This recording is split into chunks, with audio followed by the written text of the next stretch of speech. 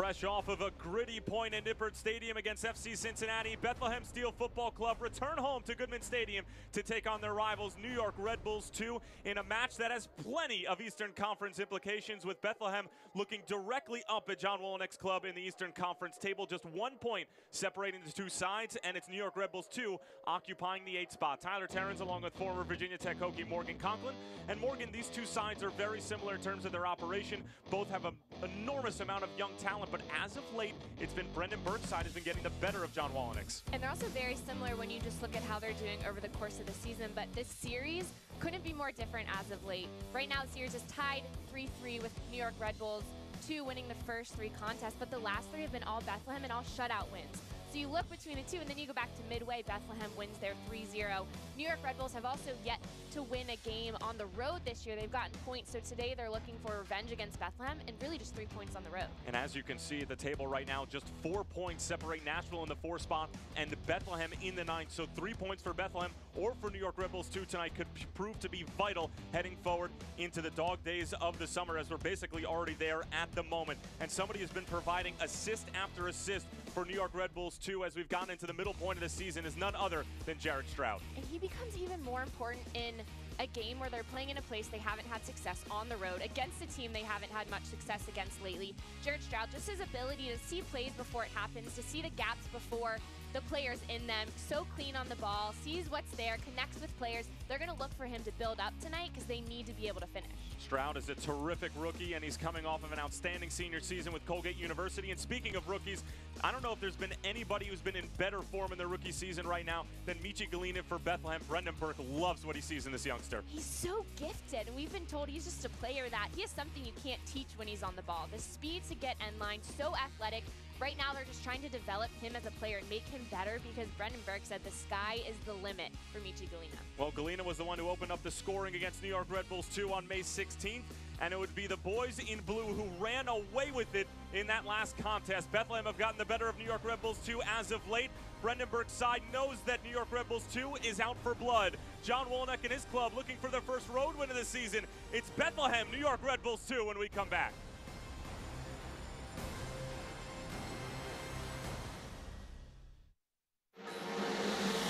It can happen over time or in a snap. If joint or muscle pain has taken you out of the game, we can identify the root cause of your problem and develop a sport-specific treatment plan to get you moving again. Over 400 medical experts strong, the region's only nationally ranked program. That's Orthopedics in Action at Lehigh Valley Health Network. This summer, go to HersheyPark.com to plan a getaway to Hershey Park, the sweetest place on earth, and enjoy more than 70 rides, including Breaker's Edge and Whitecap Racer. And right now, if you go to Service Electric's website, sectv.com, and click on the link and like us on Facebook, you'll be entered to win a family 4-pack of tickets to Hershey Park. But you'd better hurry, since this promotion is only available until July 15th. Hershey Park and Service Electric, teaming up to bring you the best summer ever.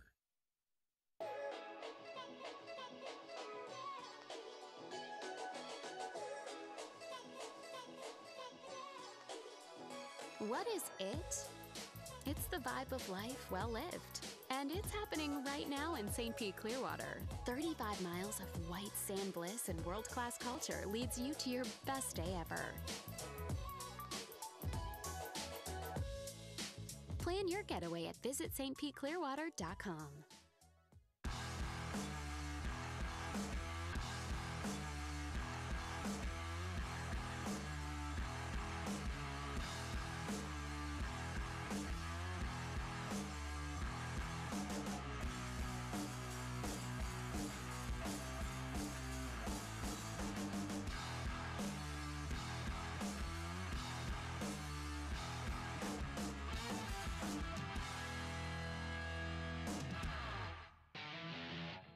Bethlehem Steel Football Club currently riding a 3-match unbeaten streak after two fantastic results against Louisville City FC and FC Cincinnati, currently number 1 and 2 in the Eastern Conference table respectively, and they're looking to take their talents back to Goodman Stadium against the New York Red Bulls 2 team who they absolutely thrashed last time that they met back on May 16th.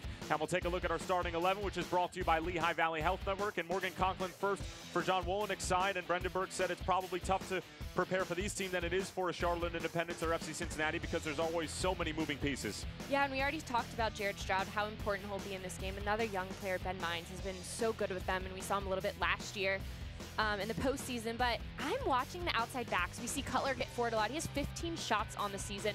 DeVera as well, how they get forward. I want to see how the Bethlehem wide players, wing players, how do they respond to those outside backs getting involved? Stefano Bonomo will be up top along with the youngster Ben Mimes, who's also 18 years old. And speaking of 18 years old, our star player for Bethlehem Steel FC, as you just saw, Michi Galina, he's going to be out wide and pairing up with Fontana and Santi Moar, and Fabian Herbers up top. And then we see Jack Elliott brought down from the Philadelphia Union. He's just going to anchor that back line. Such a big body, 6'5", so he'll be the anchor in there.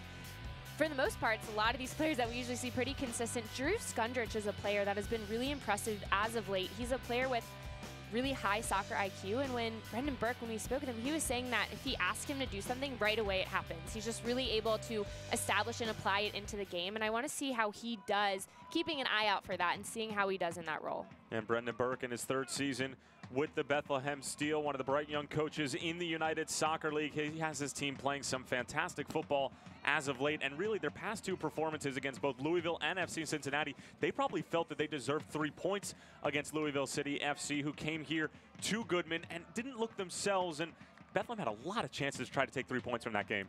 And I think one thing that I always take away from Brendan Burke is just how he approaches this team and his young guys, and everything's a learning moment.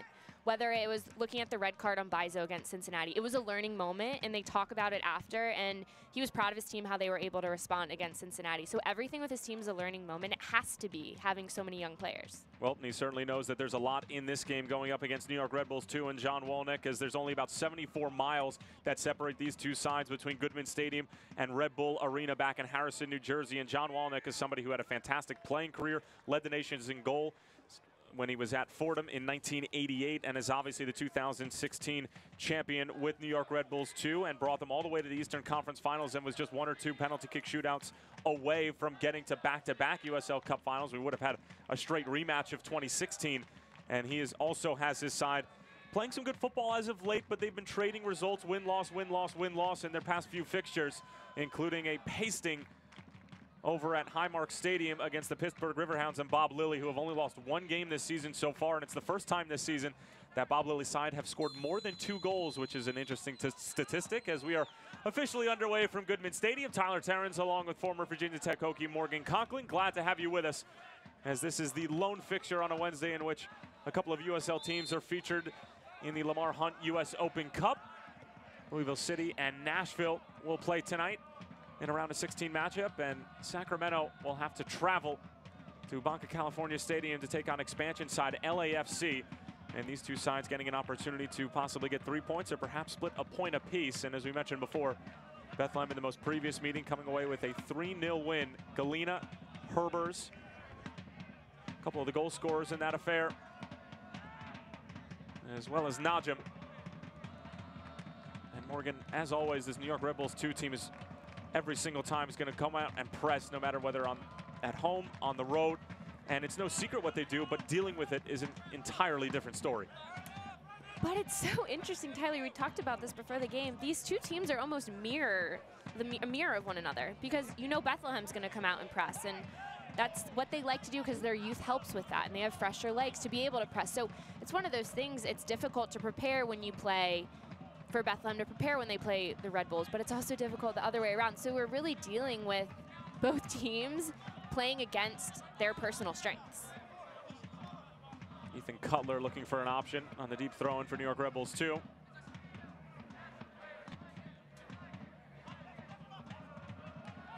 And last time Ben Mines was at Goodman Stadium, he did not have one of his best showings. Had a couple of very good opportunities to either make an extra pass or perhaps put the ball in the back of the net, and it just seemed like he could not make a correct decision on the day. But when you're 18 years old, sometimes those days are going to happen. And just like with Brendan Burke. For John Walnick, it's a lot about learning experiences for some of these players. But Ben Mines, nobody can argue, one of the bright young talents in the game, not only in the USL, of course, scored in his Major League Soccer debut back on March 10th against Portland Timbers. Evan Loro sends it the other way.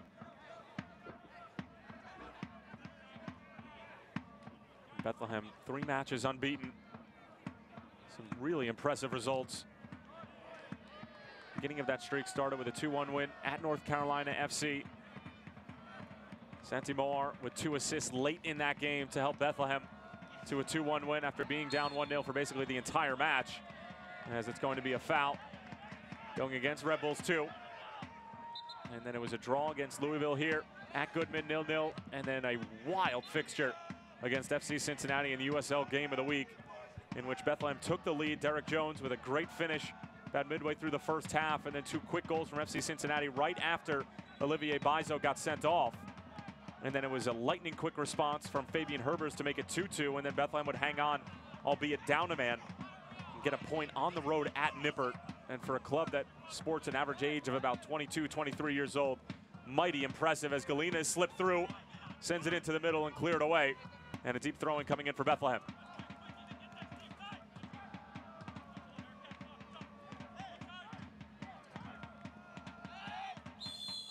Tenari grabbed from behind by Drew Skundrich, and that's going to grab the attention of Kevin Broadley, our referee in charge of tonight's match.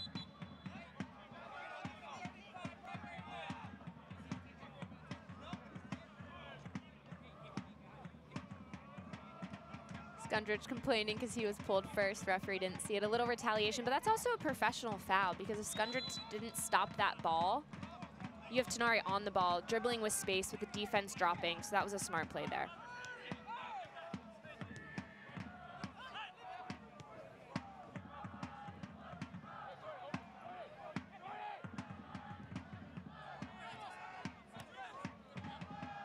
Matt Real up for the header. Chambers bringing it down.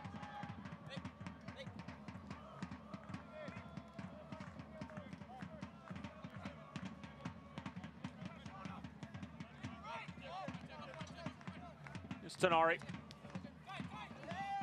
And a heavy challenge from behind by Matt Real. Always a physical matchup when these two teams meet. As we mentioned, not a ton separating these two sides geographically. About 74 miles. Down 78, depending on which route you're going to take.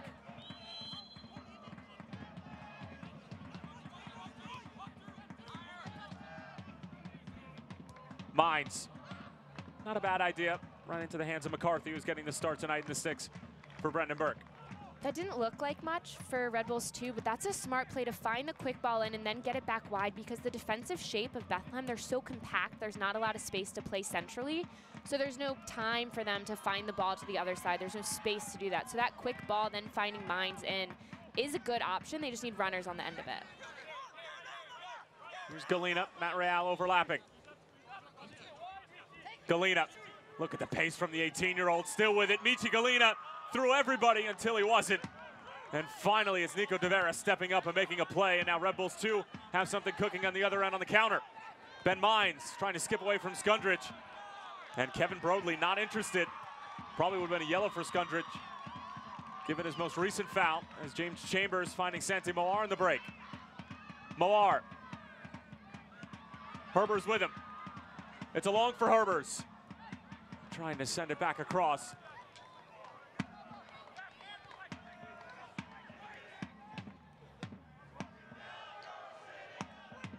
Bonomo.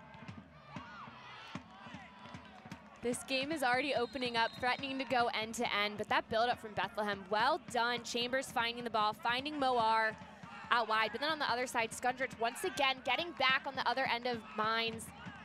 I agree with the referee there. I don't think that's a foul. And it allowed Bethlehem to then go forward and get on the other end in transition.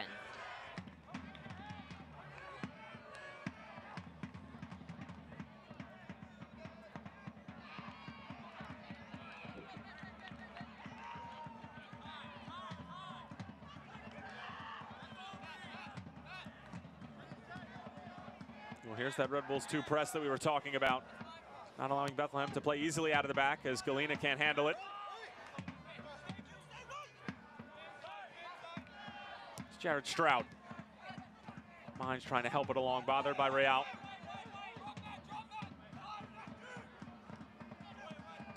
Good play from Skundrich.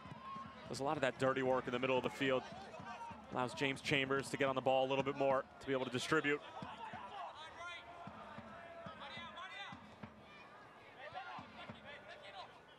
Landon Aubrey coming over. Paired up with Jack Elliott in the back.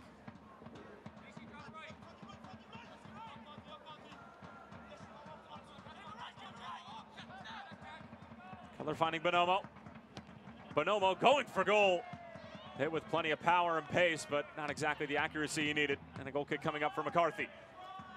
If Bonomo hit that on target, McCarthy wouldn't have been able to react. You see him just watch it go past him. But it's a nice ball in. It's a quick touch to his left foot. He cuts it back away from his defender, which gives him space to strike that ball. There's so much space there. The way he brings that ball back, it doesn't allow his defender to step in and get a touch there. Bonomo sporting the captain's armband for John Wallenick tonight. We've seen Bethlehem a couple times threaten deep with that long ball, but there's either miscommunication or it's poorly hit and not kept in play. But with that last one, it just gets hit in between two players. So you see what they're trying to do, trying to threaten in behind, looking for that long ball, but it hasn't been on. In the first minute, we saw a really nice ball hit from Jack Elliott all the way to Saint-Amour, and his touch failed him. So you see the ideas, it's just not connecting. Skundrich with a good tackle. And he's looking to send it long, but nobody there for Bethlehem as Saint-Amour came all the way inside.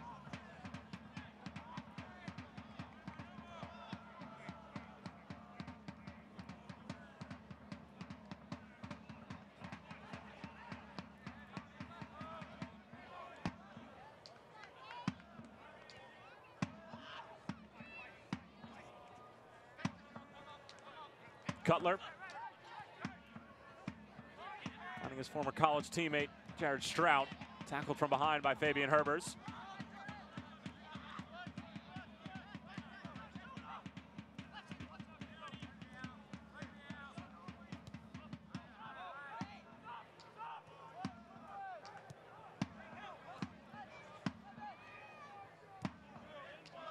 The Forge providing the percussion here at Goodman Stadium as always.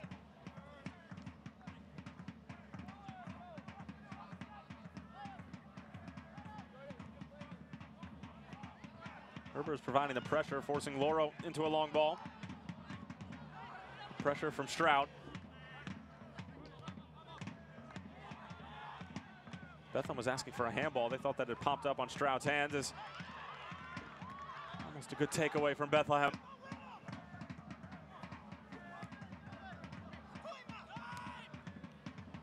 Clean touch from Real.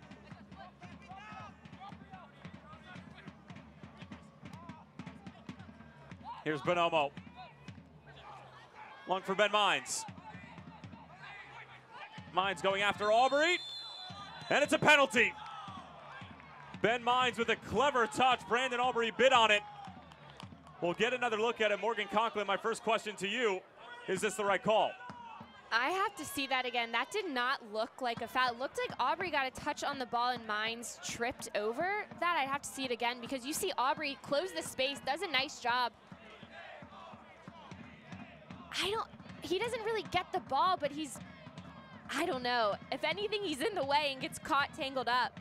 I could see that called as a foul. Yeah, my first thought is no, but he obstructs the run of Mines. Mines trying to get to the ball. Aubrey doesn't get a clean touch. If he gets a cleaner touch there, the ball's cleared, and then the whole play's gone. But the fact that the ball was still in play and Mines is continuing his run, it wasn't a clean touch, I think that's why it's called. Well, of course, there were chants from the Forge of VAR, but we do not have that in the USL, at least not yet. And now it's the captain, Stefano Bonomo, on top of it for New York Red Bulls 2. The skipper buries it. New York Red Bulls 2 off to a great start in the 12th minute here at Goodman Stadium. It's Bonomo who converts on the penalty. Ben Mines was able to draw it, and John Wallenick signs as a 1-0 lead here in the Lehigh Valley. That is the exact start that Red Bulls 2 needed. They came out hot, they had the high pressure, they were getting in behind and threatening this Bethlehem defense. Bonomo was able to close this one, finish it away. McCarthy chooses the right side, gets there, just isn't able to connect on the save. But you've seen Red Bulls 2 threaten this back line, find the width, especially Ben Mines on that right side. It was only a matter of time, a bit unfortunate for Bethlehem just in the way that it happened. Second goal of the season for Bonomo, the Hillsborough, California native, who attended Berkeley from 2011 to 2014. 39th overall pick in the 2015 draft.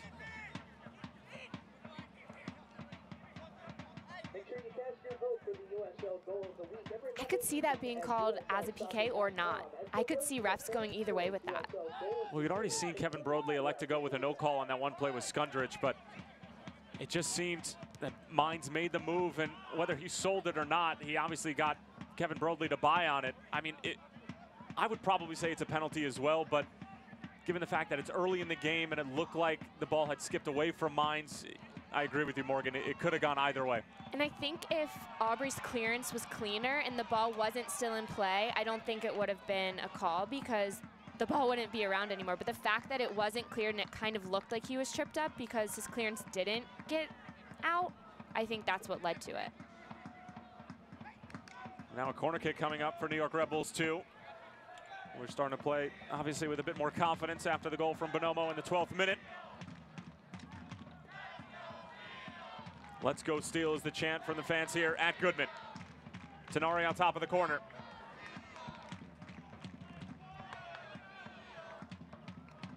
McCarthy gets a touch to it, and we'll do it one more time. Just this time, we'll be from the opposite side.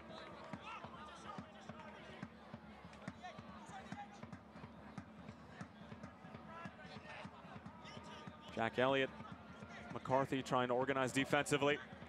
Not a ton of big bodies for Red Bulls 2. Bonomo, one of them. Scarlett coming forward, another. But other than that, a lot more smaller technical players on this John Wolyniec roster.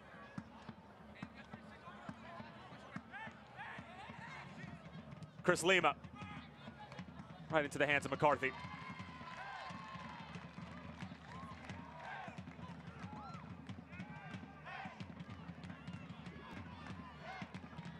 Good distribution from the keeper. Long for Santi-Moar.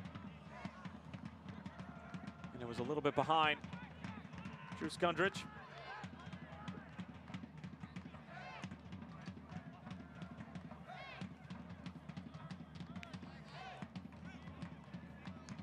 Well, the good news is for John Wolyniec's side, despite the result, it won't be a shutout against the Bethlehem Steel, which has been the case the last 3 times that these teams have met. As Bonomo able to latch onto this one, but his first touch really let him down. And a goal kick for McCarthy as the Bethlehem back line was a little out of sorts there. I've been a little disappointed in the reaction from Bethlehem defensively when they lose the ball. They're committing the numbers forward into the attack, which is great, but when they lose it, it's really slow to get back. So they're leaving the back 4, and sometimes a defensive mid if he's there, to have to deal with this counter from Red Bulls 2, which is a team that presses high on defense, but then when they win the ball in transition, they press even higher and go faster, transitioning to the attack. So for Bethlehem defensively, it has to be cleaner and has to be better when they lose the ball and then have to track back. Well, Brandenburg said the training session just a couple days ago when we spoke to him was just high intensity. He said it only lasted about 35 minutes just because it was so hot in the Lehigh Valley. He said it was around 90 degrees when they actually went outside to go train. But said that they were just trying to get a high impact, high volume training rather than extending it usual hour to 90 minutes. But you said it, Morgan, this Bethlehem Steel team does not exactly look sharp in the first 15 minutes, and something that I'm sure Brendan Burke will address at halftime if things aren't to change in the next half hour or so.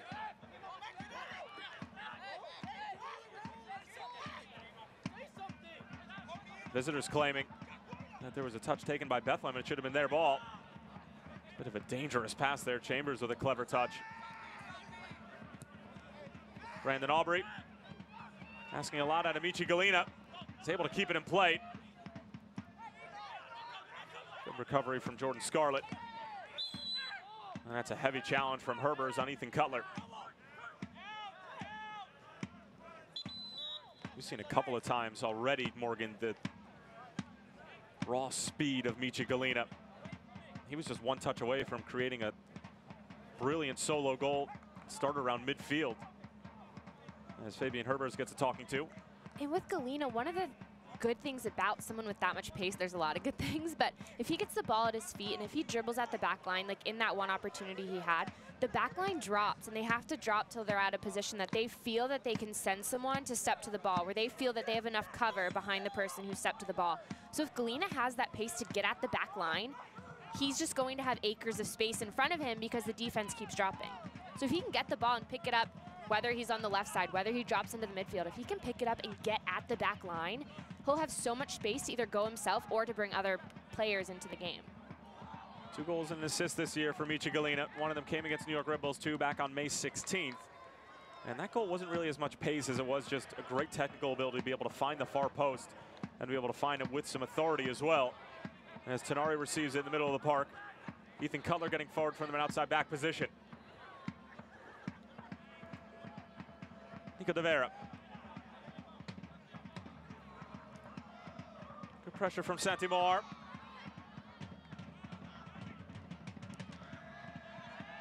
Tight quarters over there on the far side of Goodman. Brandon Aubrey with a bit of a miscue. McCarthy races to keep it in play and able to do so.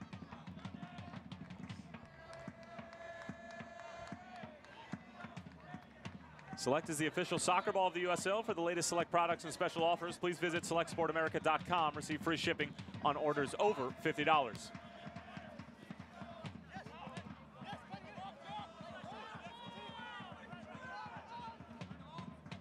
Tenari just gets a slight touch to it as Bonomo's pass is cut out.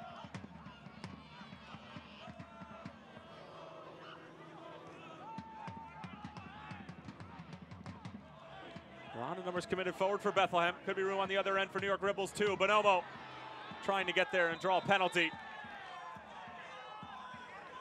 They'll be able to win the corner. And the fans here at Goodman Stadium starting to get a bit restless what they interpret to be some simulation. Bethlehem almost conceded another goal or gave up another penalty kick potentially. When they lost that ball, they had 5 players forward, including James Chambers, their defensive midfielder, their key player in that hole, and then one of their other midfielders as well. So it's literally the back line and then one of the central midfielders dropping. Those are just times when you have to be aware of who's forward and then maybe hold your run to help defensively. Not the best of set pieces from Red Bulls 2. They were trying to pick out Ethan Cutler at the top of the area, which they've done a number of times this season. Cutler has a great ability to strike the ball, but it comes to nothing in the end.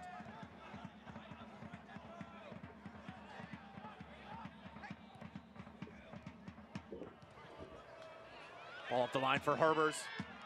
Great movement from Bethlehem. Curled in behind the defense. Galina just out of his reach. He'll be able to keep it in play though. Real. And Ben Mines with a good recovery.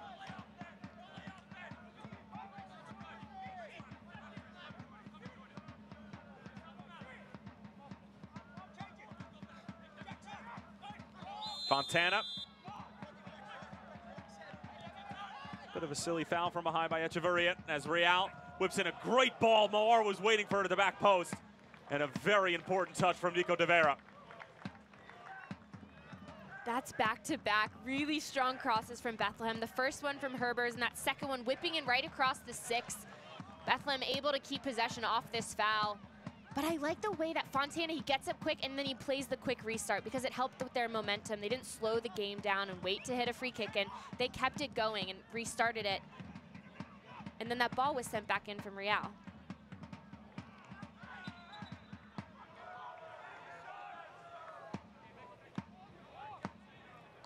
And once that ball was played in, New York Red Bulls too, they have to react to that. So they're still getting up, still trying to find their marks. Real's able to send that ball in because Mines is looking, waiting for the set piece. It's a sick ball sent in. Skundrich can't quite get there. Nice touch defensively. But those are so dangerous because it's in the back, in between the goalkeeper and the back line, and they have to make a decision about who's going to come out and get that. And a defender's usually facing their own goal, trying to make the smartest clearance while keeping it away, obviously, from their own goal. Well, Bethlehem has made good strides so far trying to get back into the game after the Bonomo penalty in the 12th minute that was created by Ben Mines as Michi Galina's offside.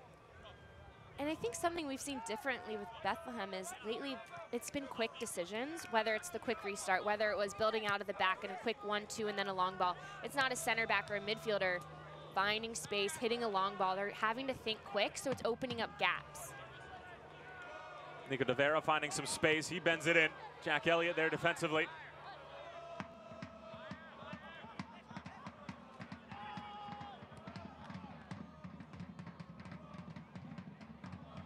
Long for Stroud. Big challenge for the 21-year-old.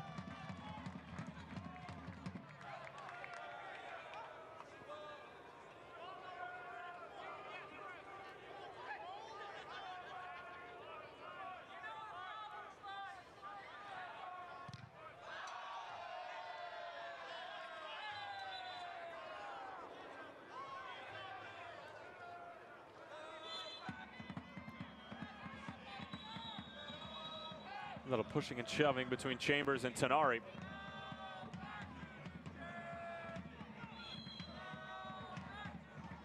Tenari just 22 years of age. Chambers a little bit more seasoned than that at 31.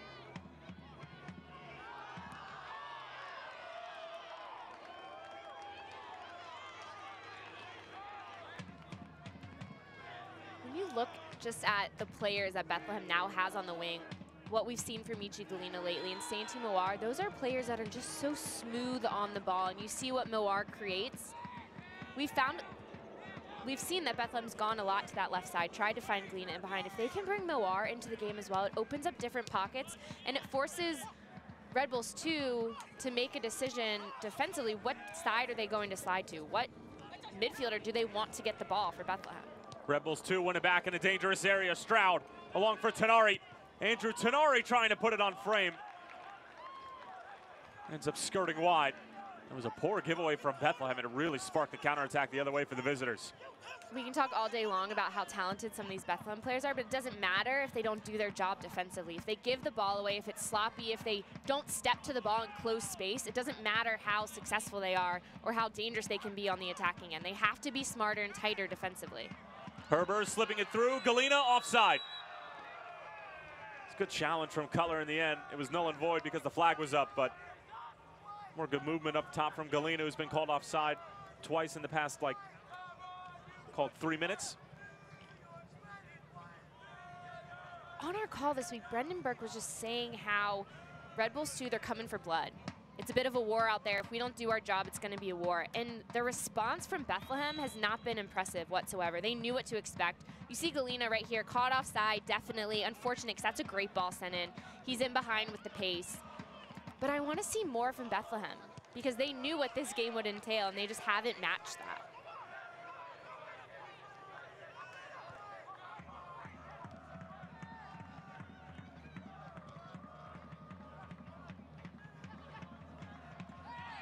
Couple of deflections go in favor of Red Bulls 2 as Bonomo able to draw the free kick.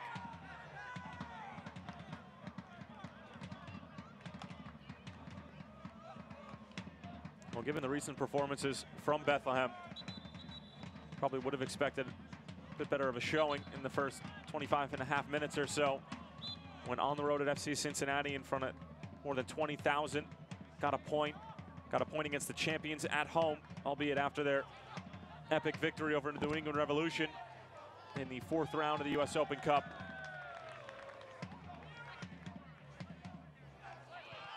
That also included a road trip in which they took 6 out of a possible 9 points, including victories on the road at Indy and at North Carolina FC. And if not for a first-minute goal from Kevin Oliveira against Ottawa at TD, they could be looking at an unbeaten streak of 5, as we have an injury to Jared Stroud, and he's holding that right knee as he went right up against the advertisement stanchion here at Goodman. Being helped to his feet by the captain, Bonomo. Obviously a scary sight when you see a player go crashing into something like that.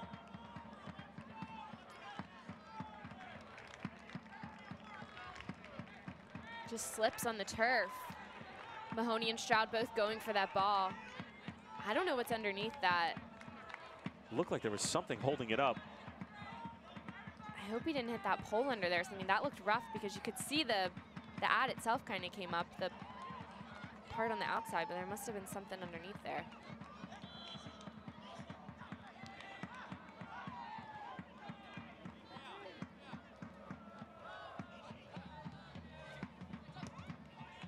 Good step from Cutler.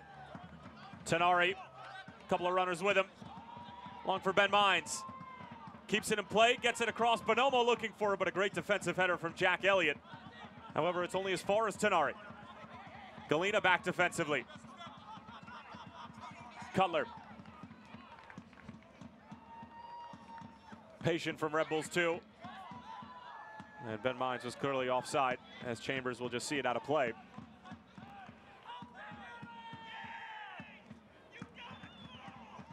Red Bulls 2 is just bringing the intensity to every single tackle. And you see Ben Mines, the ball gets almost over the end line. Didn't look like he was going to get a touch on it. Still gets on the end.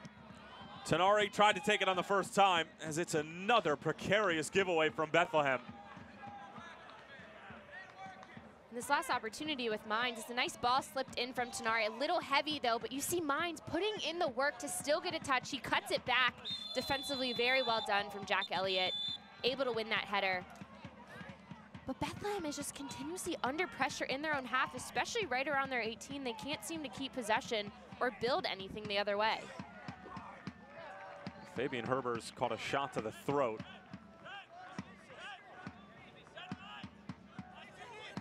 And Brendan Burke wants a word with his outside back, Matt Mahoney.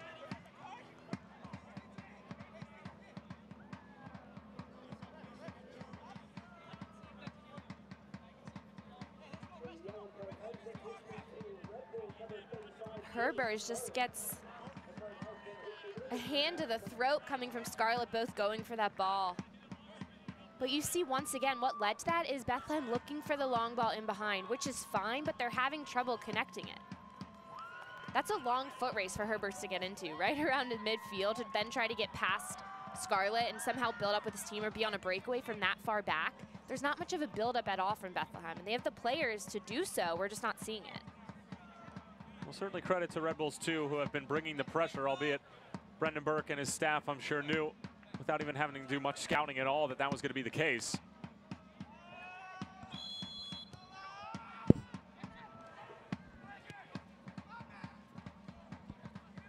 Mahoney.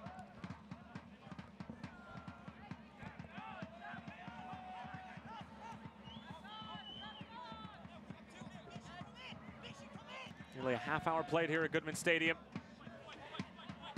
Stefano Bonomo with the lone goal from the penalty spot after Ben Mines was able to draw the foul in the box on Brandon Aubrey. Goal came in the 12th minute. That's where we stand at the moment. Tyler Terrence, along with four-time NCAA participant Morgan Conklin. Glad to have you with us in this lone midweek fixture in the United Soccer League. And there's a giveaway from Jack Elliott, along for Bonomo. Elliott recovers, back out to Tenari. And his shot blocked by Brandon Aubrey. Again, it's a sloppy giveaway at the back from Bethlehem. Galena trying to do it all himself. Michi Galena. Along for Fontana. Moar on the right wing. Great ball through. Santi Moar across for Galena. Big tackle in front. Moar still with it. Stripped by De Vera. Back for Moar. And it falls for Lower in the end. Wild sequence, and it started with, again, the pace of Michi Galena just toasting the Red Bulls 2 back line. But the ball that was played into Galena, he was able to get on the end of, and then it's a great decision for him to bring Fontana into the play. The nice slipped ball to Moar, and then you just see Santi Moar doing what he does best, finding space, trying to send that cross in. When Bethlehem gets forward, if they can connect, that's what they need to do. They have the creative players, they have the numbers in the box. Galena showing his strength with his pace, finding the space, then getting Fontana in, and then allowing Santi Moar just to do what he's able to do, especially in the box with no space. He finds it.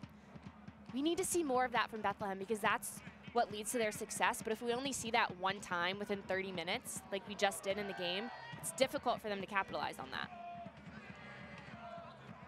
Red Bulls 2, meanwhile, on the other end, threatening again. Lima over for Stroud, working on Mahoney.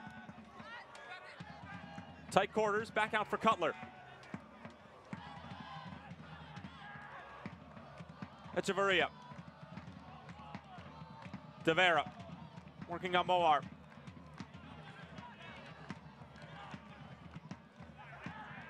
Paulitz.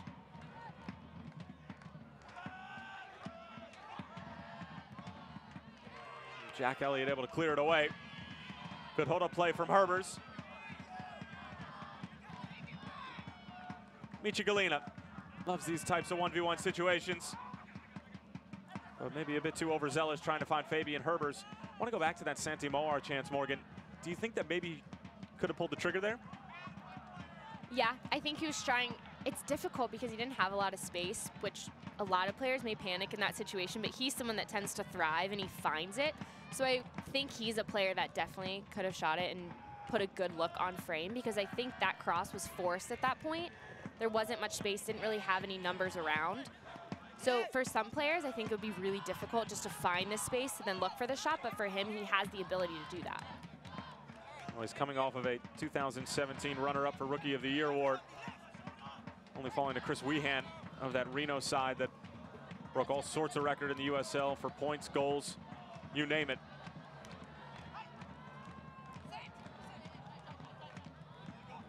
But I think with Moar too, he's a player that he gets in the zone when he's doing well. But in order for him to get into that zone where he just takes over and his instinct just goes, he has to be played into the game a lot. So a lot of that is on him to find the ball and to find pockets of space, but it's also his teammates looking for him and maybe going to the right side a little bit more. And then it'll open up space as well for Galina, because it'll force him to work off the ball. So they need to see, I want to see a little bit more rather than just finding the ball, looking for Galina, and then building to Moar. Maybe let's do it a little bit different, because it'll open up gaps for both of those players. Well, there are no gaps to be found on this near side as Bethlehem continue to struggle to play out of the back.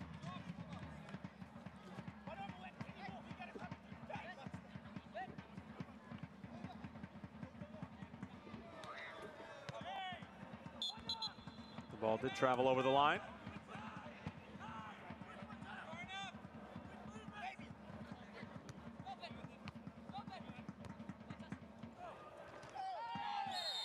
Big challenge at the back from Brandon Aubrey. Kevin Broadley not a fan of it. Anthony Fontana sends the ball away, and now a lot of things to sort out if you're the head referee.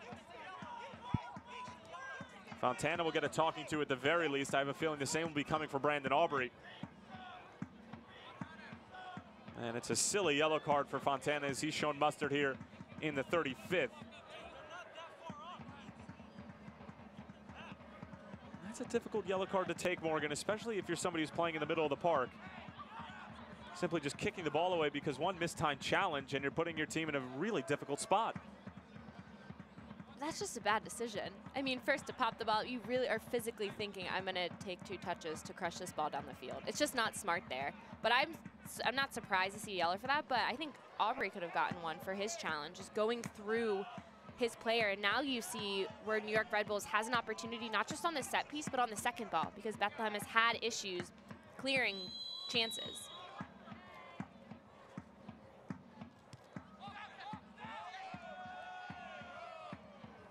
They go short. Nico De Vera tries to send it in. Blocked by Mahoney. And a bit of a wasted set piece there for New York Red Bulls too.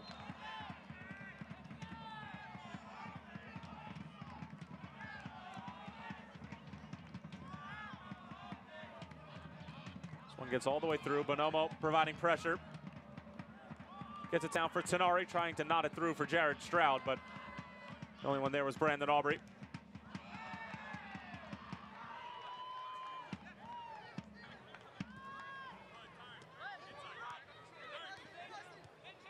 New York Red Bulls 2 looking for their first road win of 2018.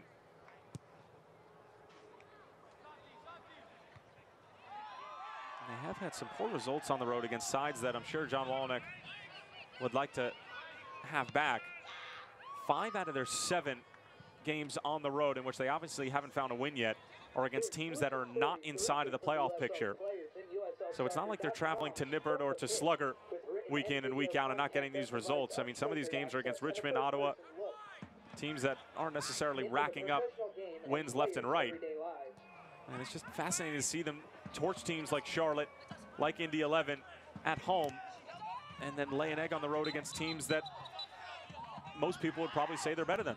Well, and even looking at them today, how they're playing against Bethlehem, a team who as of late has definitely had the more successful end over New York Red Bulls too, but you see what they're doing today, completely outplaying Bethlehem all over the park. This high press is so dangerous. Bethlehem is having trouble building out and getting past the high press. So you see what they're doing today, and it's almost hard to believe, and then you think of their game against Pittsburgh where they struggled a lot. It looks like a total different team today. Chambers, it's a great ball through. Mahoney able to race and get there. Numbers in the box for Bethlehem. Mahoney looking to take on DeVera. Good defending from number 40. However, he does concede the corner. It's a really nice build-up, getting Mahoney forward as an outside back. And you had two players there for Bethlehem, and I love the fact that it was left for Mahoney getting forward. He had the angle on the ball. He was wide, so he could take his first touch, and it would set him up in a positive direction. Moar. Won by Bonomo.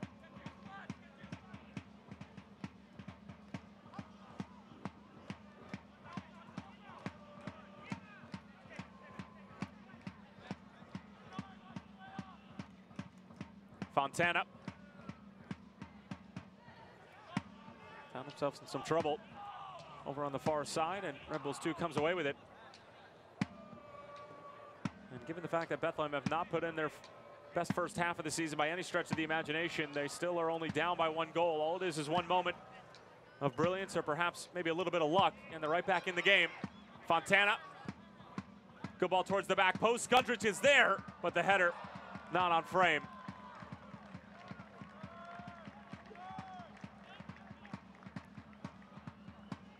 If we could see that effort from Skundrich on every 50-50 ball for Bethlehem, this game would be even. Galena goes for it as well, but Skundrich wanted that ball, just comes flying through.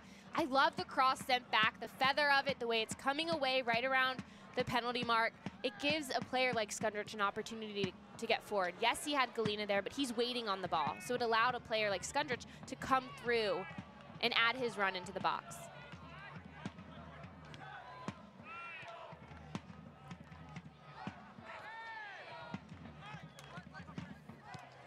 Matt Real asking for some support in the form of Michi Galena. Well, Galena has certainly been fancying his chances against Ethan Cutler. Herbers around a couple defenders, and Galena is down. Asking for support, asking for help, asking for anybody, as he is really hurt. It didn't look like there was much contact in it, if at all. And now they're telling Ben Mines to play it out of bounds so that the athletic training staff can come on and tend to the 18-year-old.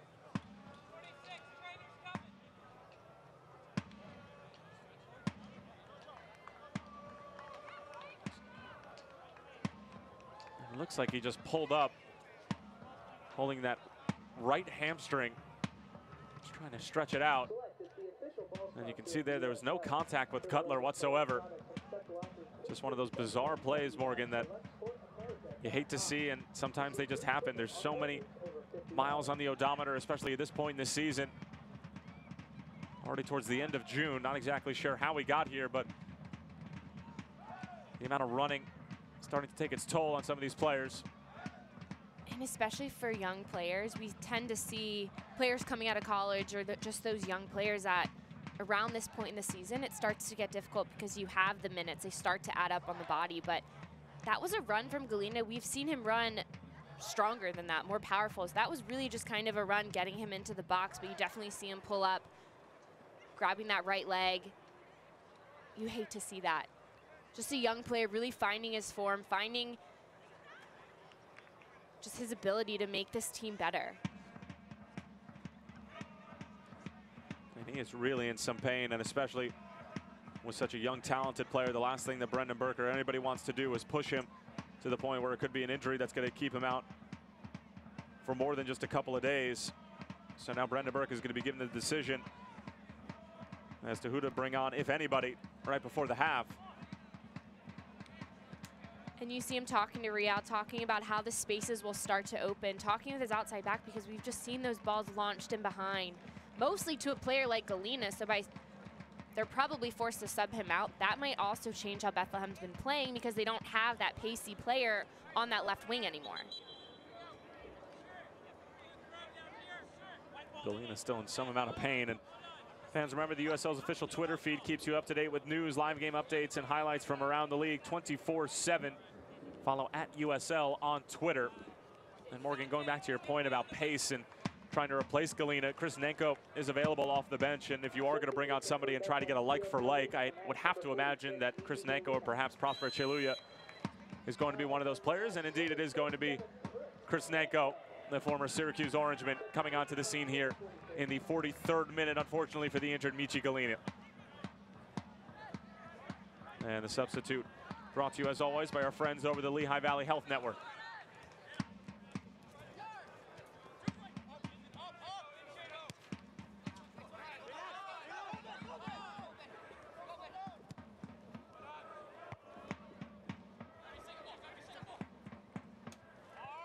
Bonomo fending off Aubrey, showing great strength here. The skipper already has one goal, fouled from behind by Chambers, and now a really dangerous set piece coming up for Red Bulls 2, perhaps looking to double their lead before the halftime whistle.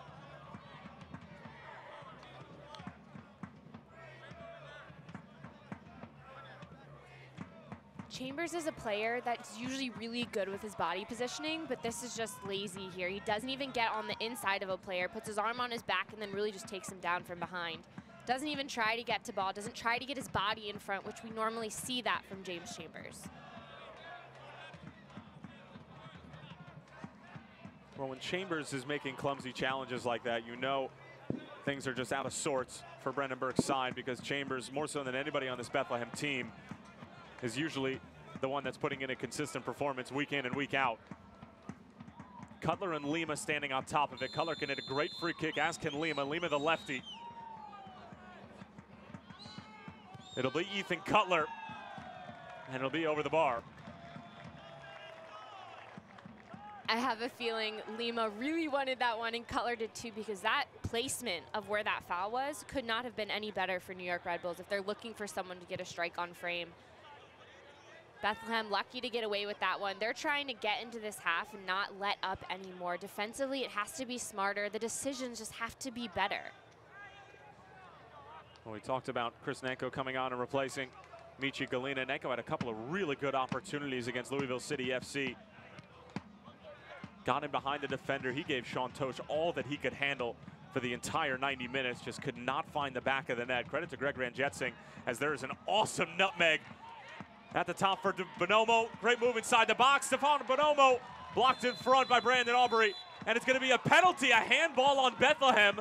And Red Bulls 2 will have their second chance from 12 yards away on the night.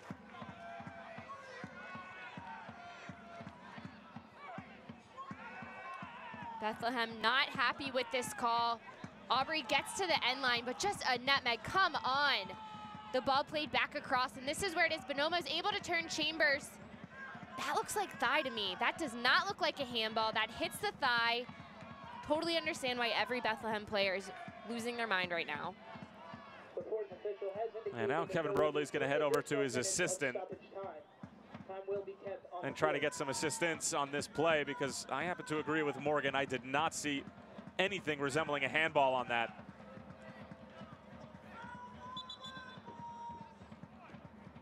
And Kevin Broadley, it looks like,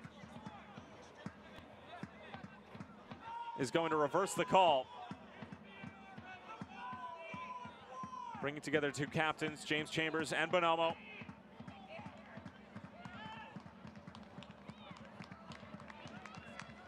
And Kevin Broadley, that's a terrific job, because it was clearly not a handball. The assistant referee, it appeared, had a better angle. And sometimes you don't need VAR. Sometimes you just need a little bit of help from your guys out on the wings. And you see him saying, I don't have VAR. He has to rely on his assistant referee at that point, who was right there, sees it. He's with the last defender. Granted, it was on the far side of where the AR is. But that was a quick call, the way that he did it. You have to wonder if just the way that it deflected, he assumed it was a hand, or he thought it was. But he called that very quickly. And Now John Walnick wants an explanation from the fourth official. And John's not exactly happy.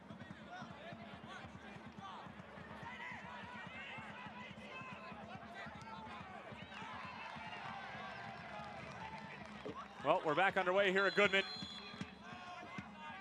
And the offside flag immediately up on Fabian Herbers. And really credit to Kevin Broadley on that entire play. John Walnick's going to be upset because the call was originally made.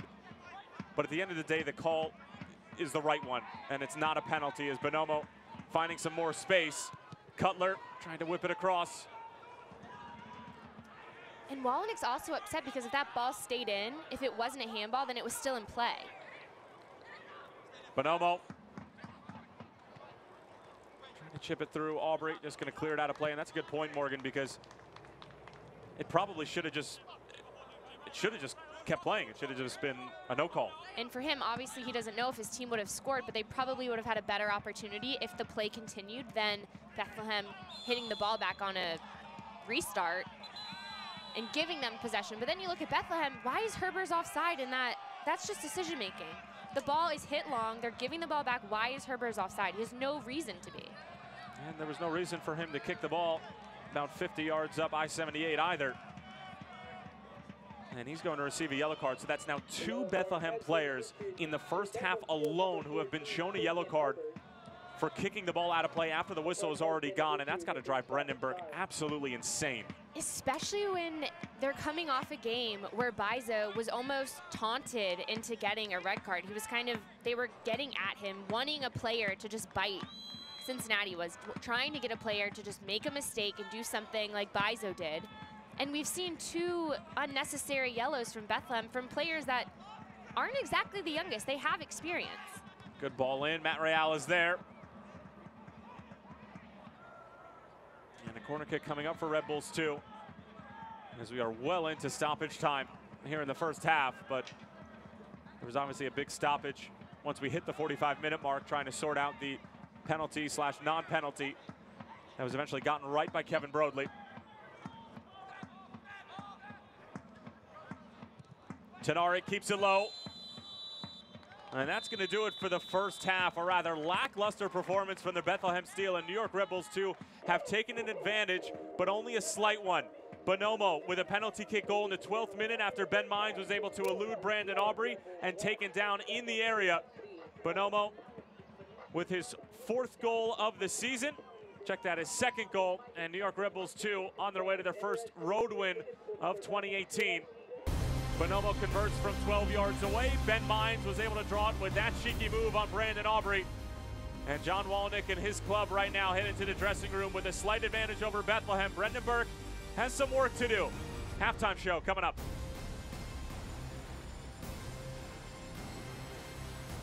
Hey Union fans, Dunkin' Donuts has the perfect assist for DD Perks members this season. Score medium hot or iced coffee for $1 the day of every Union home game when you use on-the-go mobile ordering in the Dunkin' app. Order ahead, skip the wait in store, and go. Enroll in DD Perks today and order your next Dunkin' run on the go. Dunkin' Donuts, the official coffee of the Philadelphia Union. The Union runs on Dunkin'. The Lehigh Valley's largest selection of new and pre-owned vehicles in one location is Rothrock. We have over 1,000 vehicles to choose from, an award-winning service team, ultra-modern facilities for comfort and convenience, and the best deals in the Valley.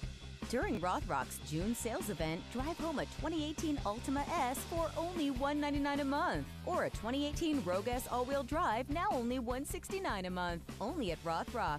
Family-owned for over 57 years. Rothrock, where the cars are. It can happen over time or in a snap. If joint or muscle pain has taken you out of the game, we can identify the root cause of your problem and develop a sport-specific treatment plan to get you moving again. Over 400 medical experts strong, the region's only nationally ranked program. That's Orthopedics in Action at Lehigh Valley Health Network.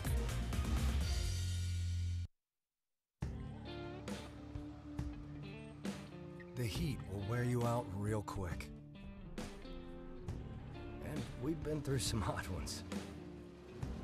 It's very physical. You gotta take care of your body and stay hydrated because every moment matters.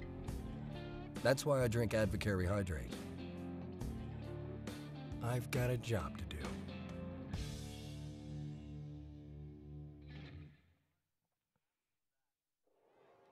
Bonomo with the lone goal in this one from the penalty spot in the 12th minute as New York Red Bulls 2 have a slight edge over Bethlehem Steel FC, as Bethlehem looking to turn things around in the second half after a performance that was not characteristic of what they've been putting together as of late by any stretch of the imagination. And Brendan Burke and his side will have an opportunity again at Goodman on June 30th. That's a Saturday against Jorge Herrera, Kai Foster, Mike Jeffries, and the rest of the Charlotte Independents.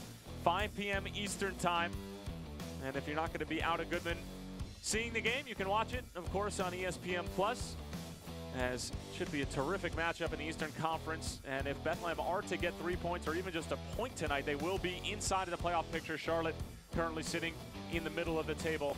Don't miss your opportunity to see two of the best teams in the Eastern Conference go head-to-head. Two playoff teams from a year ago trying to duke it out for 3 points and perhaps settle for just a point apiece. And while we obviously get the opportunity to promo Bethlehem's next match, we're going to promo a future married couple. Our own Morgan Conklin got engaged just a few days ago. Morgan, all of us here wish nothing but the best for you and Cam moving forward. Just terrific stuff. Y'all are the best. Thank you. My face is so red right now. Thank you. Y'all are the best. Well, that's going to do it for the first block of the halftime show. And we will get a look at Inside USL Productions from Brad Baker, Jake Edwards and company. Excuse me, highlights from around the USL. Pump fake.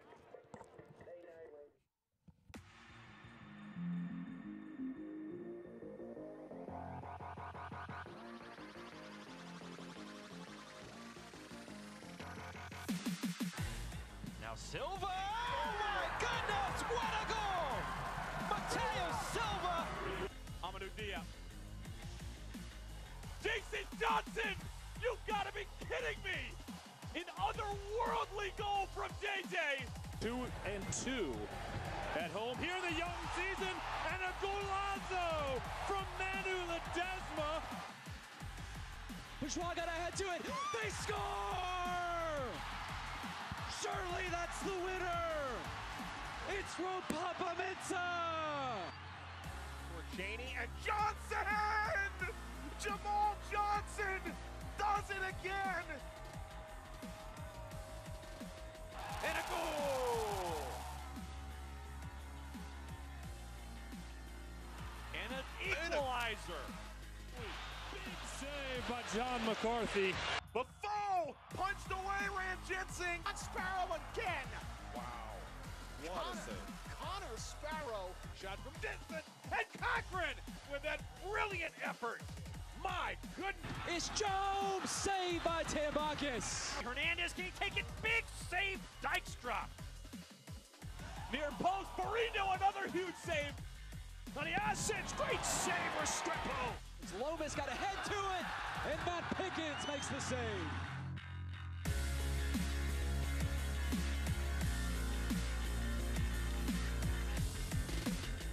Available, looking for Lomas. Oh! North Carolina FC. On to the right, Smith. Into the box. Headed past McCarthy, and there it is. Steps, strikes, and scores. Benjamar headed. Goal! Penesi! This one will drop to Miller. Miller tie!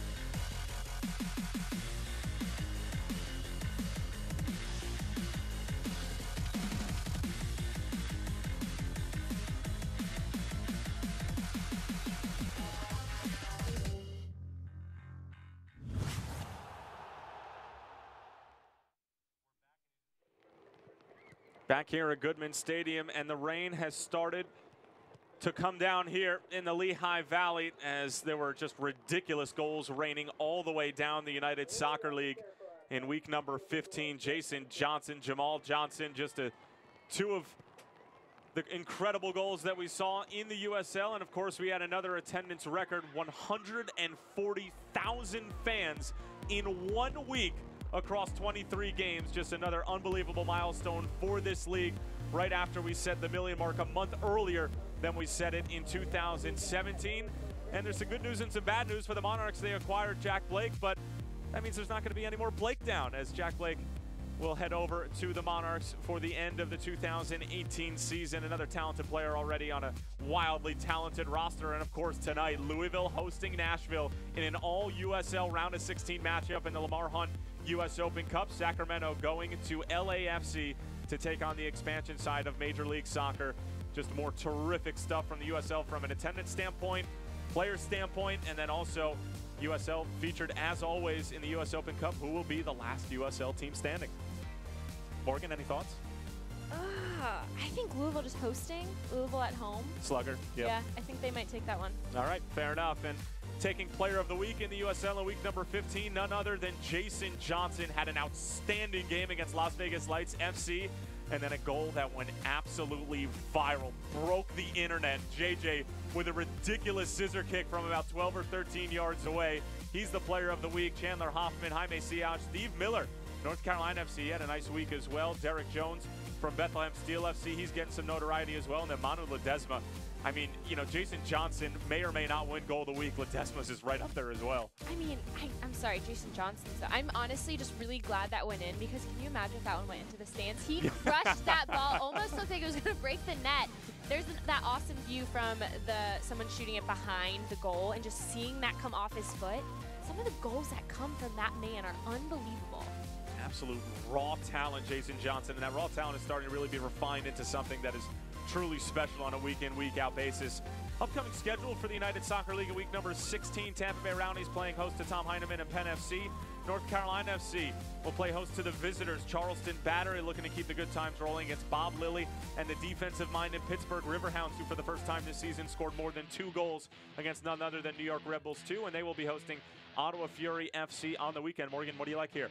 Well, first off, I'm just going to look at New York Red Bulls, too. How do they respond? Because it is a shorter week for them, not much rest. How do they respond? But they're back at home where they've had more success, and obviously they might get their first road win of the season today. But also Louisville, I'm always interested in how teams do coming off Open Cup, because it's pretty much usually a different mindset when you do that, but they're playing against USL teams, so they might stay in that USL kind of mindset in terms of scheduling and who they're playing.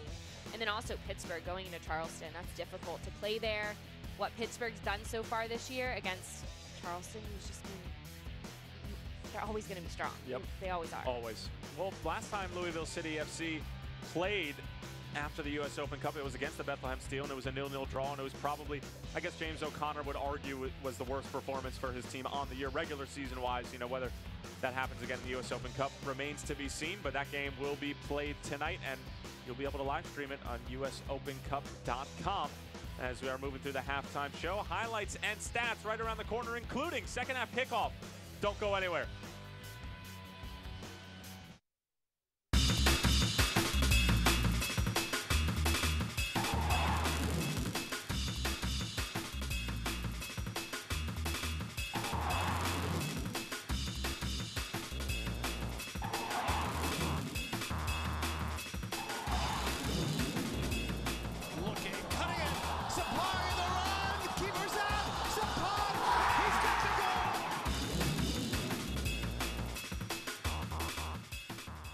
Do-it-yourself stores may be fine for garden hoses and 2x4s, but appliances? Those guys may know these washers. But Kleckner & Sons knows these washers. And ranges and refrigerators and more. GE and GE Profile appliances are designed to reflect the modern approach to style, with clean lines and a streamlined look for today's kitchens. So for wood screws and wheelbarrows, go ahead, do it yourself. But for the right appliances at the right price. Let Kleckner & Sons do it for you.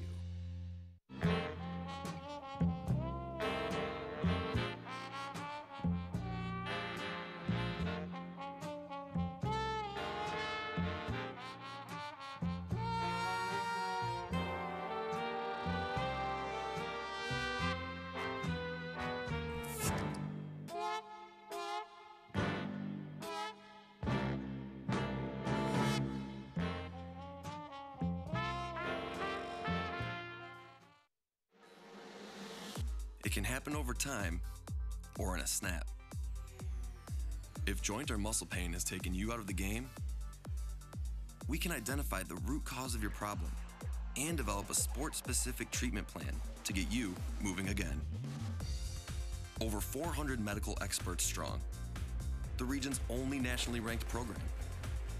That's Orthopedics in Action at Lehigh Valley Health Network. Work to be done for Brendan Burke's Bethlehem Steel Football Club as they had a rather uncharacteristic performance in the first half. New York Red Bulls 2 took advantage, but they only got one goal. Stefano Bonomo, penalty kick in the 12th minute, and we'll take a look at that moment as well as some of the best moments from the first half. Tyler Terrens, along with four-time NCAA participant and recently engaged Morgan Conklin. And Morgan, right from the get-go, it just seemed like New York Red Bulls 2 were a little bit sharper than Bethlehem, and it proved to be the story throughout the entire first half. And it was the big things, such as winning tackles, but it was little things like Bonomo taking that touch backwards, so he's then able to connect going forward. They found Ben Mines time after time. This is the foul that caused the PK. Mines has the ball at his feet. It's not a clear clearance from Aubrey. It gets caught up a little bit, but he stops the run from Mines. Bonomo steps up, buries this PK. McCarthy chooses the right side, isn't able to completely connect and get with it, and that's what was the difference so far. Second goal of the season from Bonomo. McCarthy actually got a touch to the PK, but the sheer power and the placement from Bonomo's penalty would prove to be enough to get it over the line. And this would be probably one of the best chances of the game for Bethlehem, although it would really not get to anybody of any danger. Fontana unable to get there. And then New York Red Bulls 2 would continue to knock on the door. Tenari, decent opportunity, pulls it wide. And it really wasn't the best half of football from either team, Morgan. No, it wasn't. But what we saw time after time from Red Bulls 2 was first off the pressure, but also when they won the ball, getting forward, finding the space, and having numbers in the attack as well. And they made good decisions. They didn't lose the ball all the time. This was one of the best opportunities as well for Bethlehem. A really good build-up. You have Skundrich coming through, trying to get on the end of it. But this, I mean, come on, the nutmeg from Mines. So dirty getting through there. Finds Bonomo once again. This was called for a PK. They called a handball. It was then reversed, which I think is the correct call. It should not have been called. It didn't hit a hand. It hit a knee, a thigh. So that was the correct call, getting that overturned. Red Bulls 2 not happy with that whatsoever. John Wallenick, I think once that one back, you can kind of see in his reaction, he was not happy with that one. Well, Kevin Broadley made the call and then eventually got it right, even without VAR. So credit to Broadley for being able to get that one right. First half stats, Morgan, you know, not a ton in this. I mean, the big thing that you could say is that Bethlehem have not challenged Evan Laurel once. And when you think of their chances, it really was the cross from Brielle and then the build-up when Skundrich comes through with the header. So there really wasn't that much besides that from Bethlehem. And Red Bulls, too, to see 7 shots, that's not surprising. And also not surprising to see 2 on target. They've threatened a lot. They've been really good in the build-up, but the second half hasn't been there. The final piece, that is what hasn't been there from Red Bulls, too. But when you look at this team, they've scored 19 of their goals in the second half.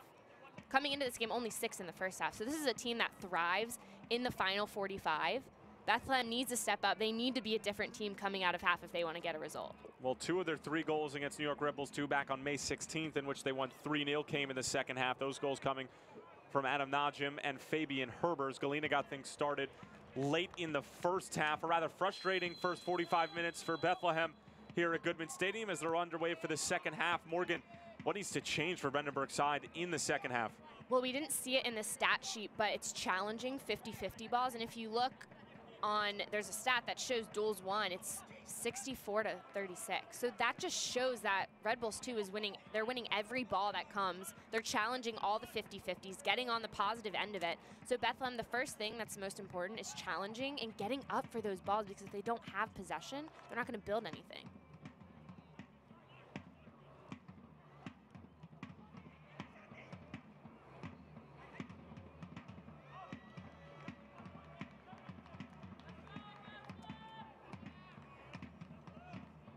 Santi Moar, James Chambers is looking for the give and go. The only problem was Santi Moar wasn't going. 2 yellow cards for Bethlehem in the first half, both of them more than silly. Anthony Fontana and Herbers both given cards for kicking the ball a country mile after the whistle had already sounded. Giveaway from Fontana. Jared Stroud releasing Ben Mines out on the right wing. Mines looking to use his pace. Skundrich with him stride for stride. Aubrey gets a clearance to it, however, does concede a corner, the first one of the second half. And that's good defending from Drew Skundrich. He rides on the inside of Mines. Granted, Mines is able to get the cross up, but it falls right to Aubrey. So he rides him and doesn't allow a clear cross. So he really has to work to get that cross in. But he also doesn't foul. That's the main thing right there, is Bethlehem didn't concede a foul, which we saw that too many times in the first half. Liam on top of the corner. Skundrich, defensive header.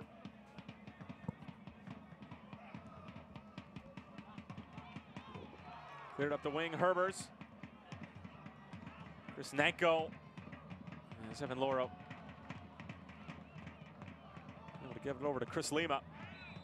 Nanko, of course, replaced Michi Galina midway through the first half after the 18-year-old from the Democratic Republic of Congo pulled up with a hamstring. We see the high press from Bethlehem. It's working. They're getting on the other end of it, and then Fontana just a little bit too much. If he can just hold off there, they're probably able to squeeze that ball and might be able to force a turnover. Tavera bends it in. Brandon Aubrey, another good defensive play as Jack Elliott knocks it off of Stroud. And it's always interesting to see the center back pairings for any team, Morgan, but specifically Jack Elliott, who has not spent a lot of time with Bethlehem over the course of 2018 so far. It's usually Mahoney and Aubrey who are holding it down in the back. And you have been able to see it a little bit. Yeah, and I think, but I don't know, just when it's not surprising though to see a different pairing in the back, just because, yeah, we normally see those two for Bethlehem, but this is a team that we never really see the same personnel all the time, so it's not too surprising to see a different matchup. Maybe for a different team it would be, and granted we still see Mahoney, he might not be right next to Aubrey in the middle, but we still see him near him just on that wing. But this is a team that has always had to respond to different personnel. Mines, decent delivery, Brandon Aubrey breaks it up again. He's been busy in the opening 3.5 minutes of this second half, and another corner kick coming up for the visitors.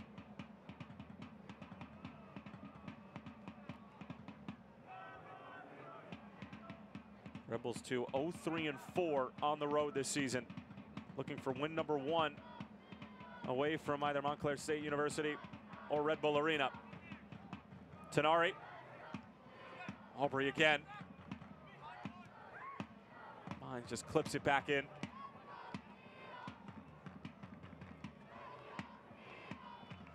And Herbers can't keep it in play.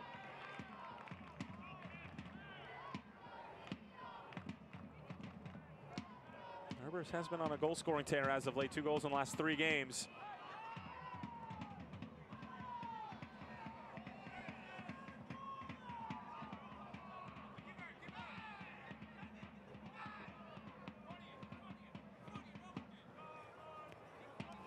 Was that equalizer against FC Cincinnati.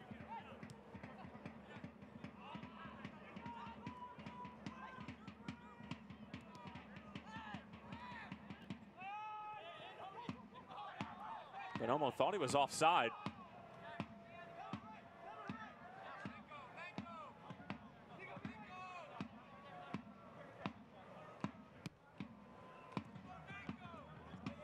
And more problems at the back, Morgan, for Bethlehem, just in terms of trying to play out of the back. But again, it's that high press of New York Rebels too that not only gives Bethlehem problems, but teams around the Eastern Conference all sorts of problems. Well, and you heard from the sideline yelling Nanko, play it to Nanko. They went for the short ball and then tried to find Nanko, but if they did it right off the bat, he would have more time on the ball. Granted, he'd have a player on him, but he'd be able to control that easier than a ball whipped in. Good pressure from Nanko. It'll be Bethlehem ball.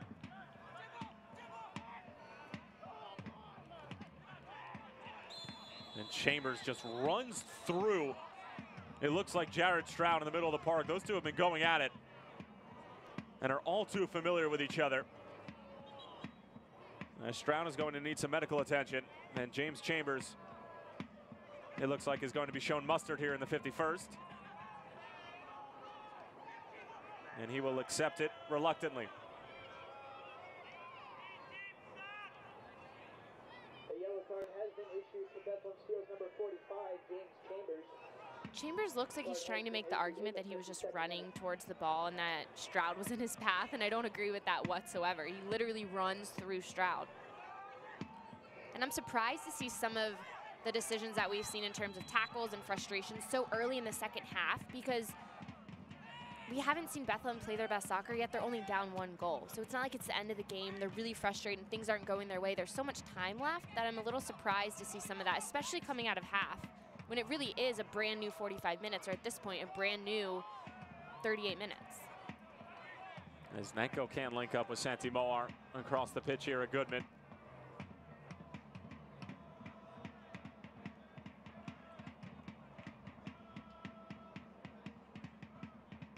Bethlehem have 12 different goal scorers this season,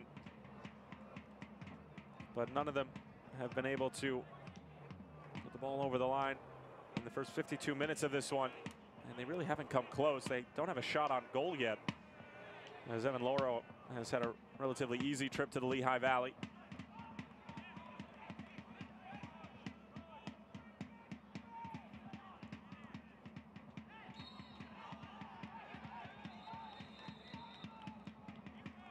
We've seen that a couple of times tonight so far, Morgan, with players on both Bethlehem and New York side just swarming the ball after a foul is called.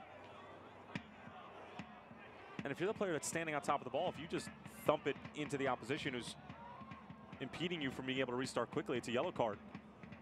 But I think also the referee's he's getting to the ball quickly, so he's limiting those opportunities for that. So slip through, Fontana, decent ball across, it'll fall for Santi Moar. Moar's shot takes a deflection, and a corner kick coming up for Bethlehem, and Santi Moar knows he had a very good opportunity to find the equalizer there.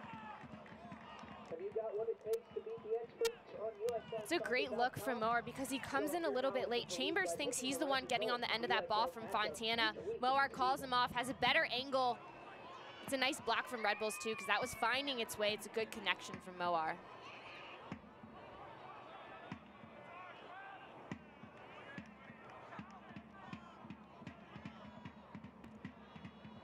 Montreal over the top for Nanko, trying to bring it down. Scarlett took a spill on the rather moist surface here at Goodman Stadium.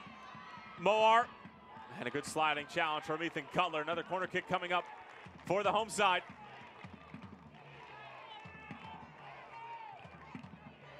They like to go short.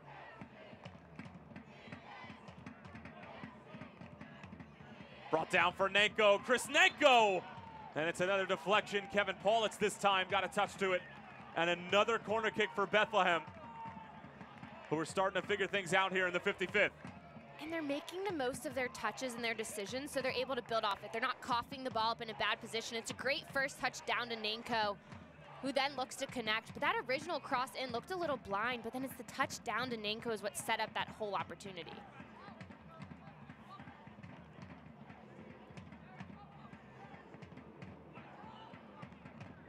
Free header. It was Skundrich again. It's the second time he's had a good look with his noggin, just hasn't been able to put it on frame.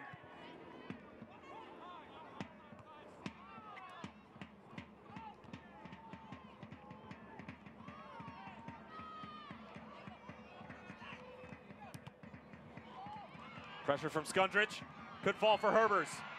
Nanko at the back post. Herbers drags it back in a negative fashion and only falls to Chris Lima.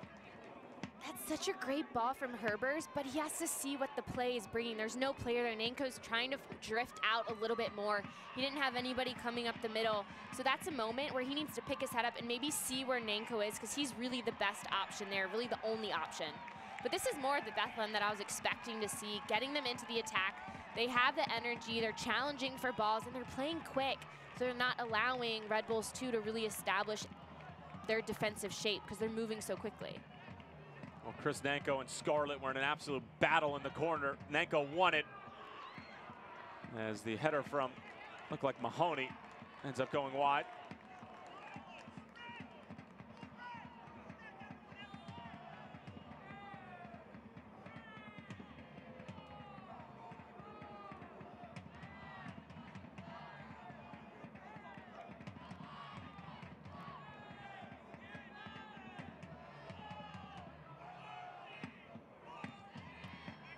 Want to get exclusive video content and photography from across the USL? Make sure to follow the league's official Instagram account at USL Soccer.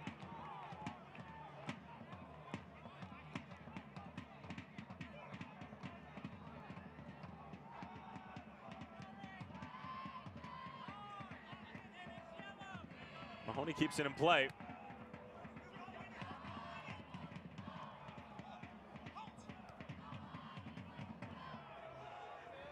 Nenko was trying to find his way into this match after coming off for Michi Galina in the first half. Always difficult to be thrown into the mix midway through a game in a time where substitutes usually aren't used.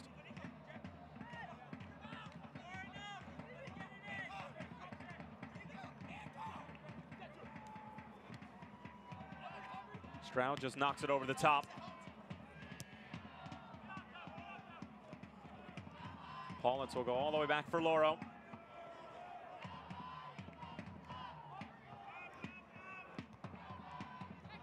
Well, won by Aubrey.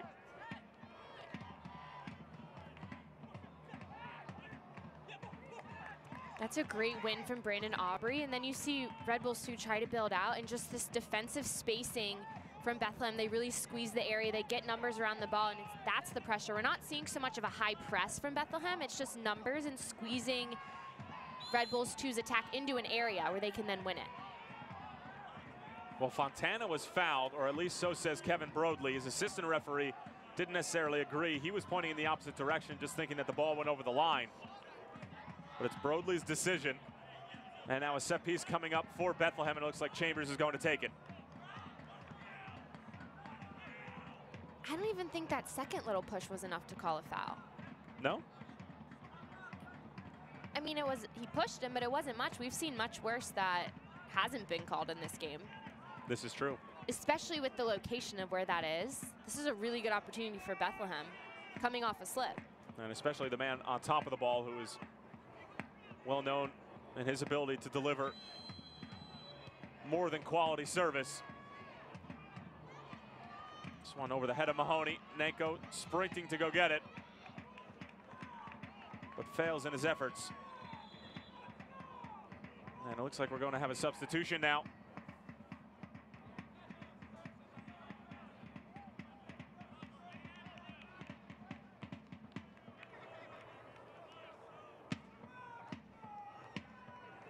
And it looks like it's going to be Christian Caceres. And he is going to replace Steven Echeverria. Now entering the match, number 23, Christian Caceres. Substitution occurs in the 60th minute. Echeverria was playing in that sort of holding central midfielder role. Didn't hear his name all that much tonight. Goes over for Santi Moar. Nenko. Maybe a little bit too cute as Scarlett cuts it out. And what we've seen too with Galina going out, he was staying wide, and he was a wide player and would sometimes pop central, but we're seeing Nenko really float around. And there have been a couple times he's been on the left side with Santi Moar. They both like to float, but if that's going to happen, Herbers needs to then peel out to the right side so there's balance, because when the ball went to the middle, that's a great time to switch it, but there's no player wide. Mahoney wasn't getting for it as an outside back. So they're really squeezing most of their attackers in one corner altogether. Paulitz told to go along with it. And shielded out of play by Matt Real. So both coaches now with 2 substitutes remaining.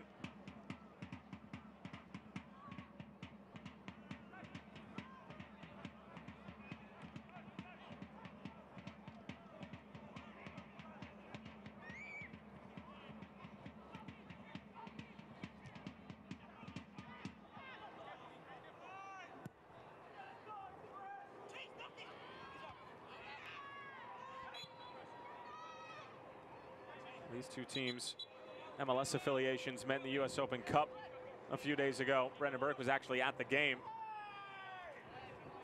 And there was one player who does see time with the Bethlehem Steel now and again. Corey Burke scoring one of the goals. Philadelphia Union would end up taking that game.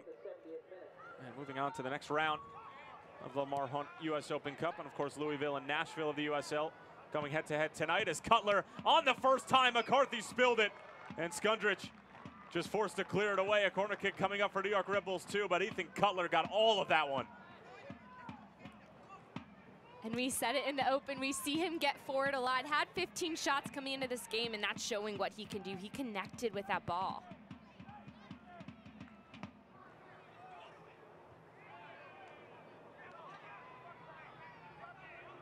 Well, we talked about Cutler's ability to strike a ball in the first half when he was on top of that set piece. Didn't end up hitting the frame, but we're well aware of what he can do when the ball is at his feet. Another corner kick coming up for John Wolynick's side.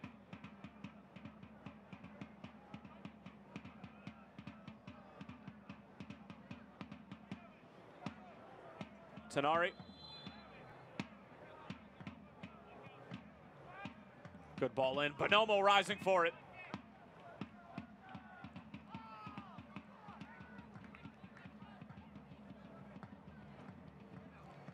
The play that really started this whole thing was Cutler getting forward and finding space, but it's a beautiful ball sent out. He is just streaking forward and is able to run through that ball the way that it's set up for him. That is perfect. As an outside back, you want nothing more than to get in the attack. And all he had to do was get a good look on frame because the ball was set perfectly for him.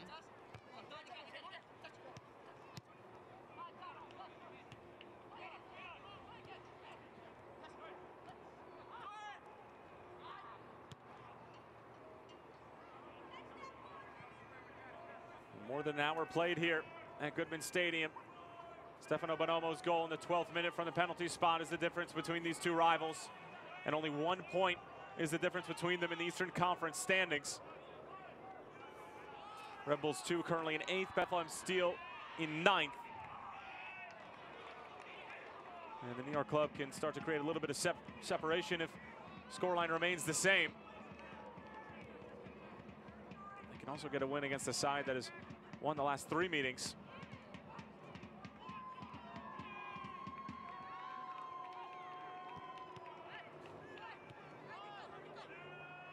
De Vera. Jared Stroud. Looking to size up Jack Elliott. Gives it away poorly to James Chambers. Herbers, long for Santi Moar. Looking to take on Ethan Cutler. Herbers again, through Fernanco. It was a mess at the back from Red Bulls 2. Finally, Scarlett able to clean it up.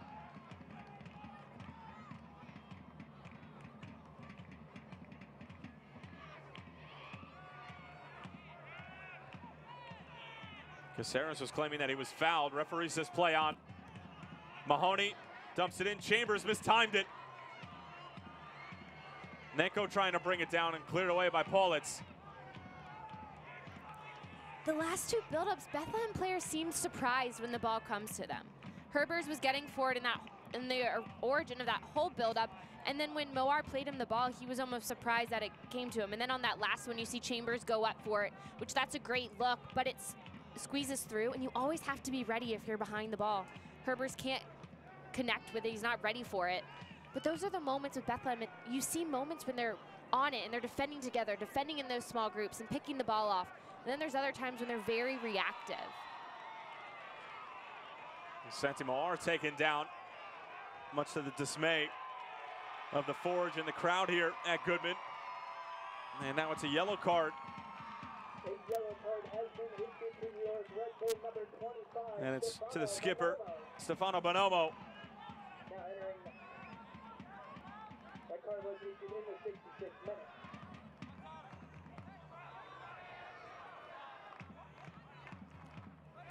Once again, we had another swarm around the ball when this happened.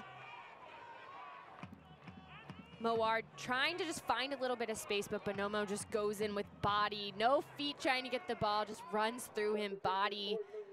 Almost like a low block tackle. Certainly a physical play from the captain.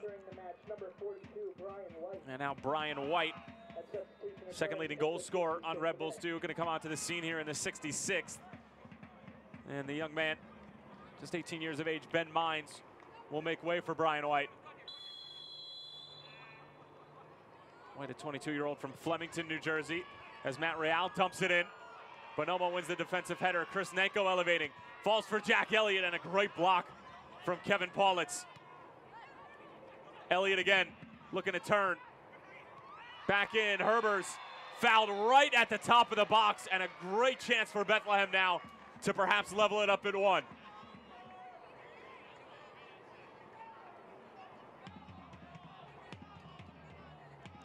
The way that Herbers squares up his body and then he's trying to get on the turn, that's a great touch because either it goes through and he gets the angle there around Brian White, who just subbed in, or he's taken down like he was. That is well done from Herbers because that touch sets him up well in multiple different ways.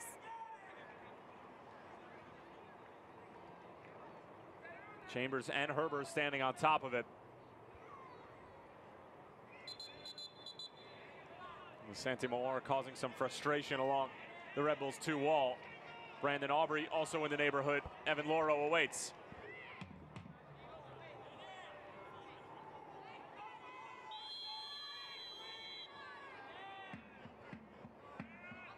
Fabian Herbers. Way too much on it, and the reaction says it all.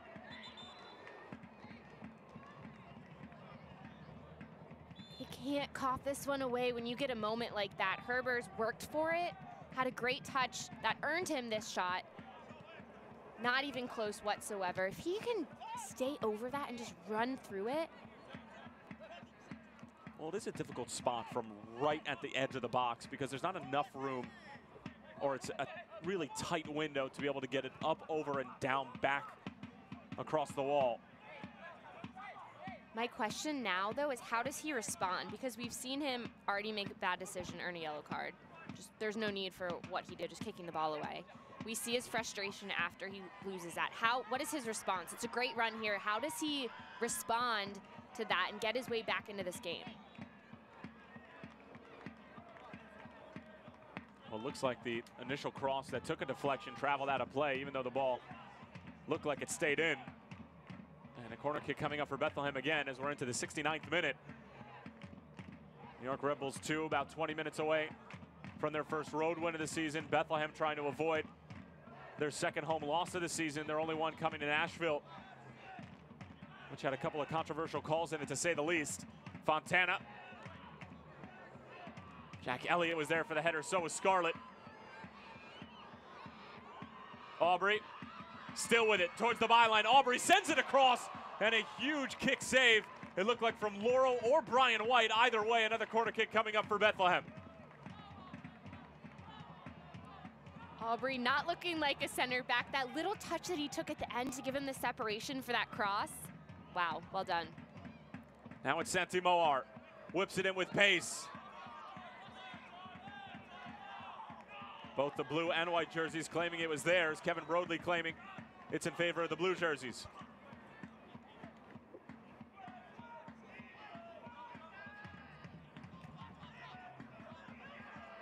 Big body staying forward for Bethlehem. Herbers, not a bad idea. James Chambers came sliding in, but Scarlett got there first and thumps it in the opposite direction.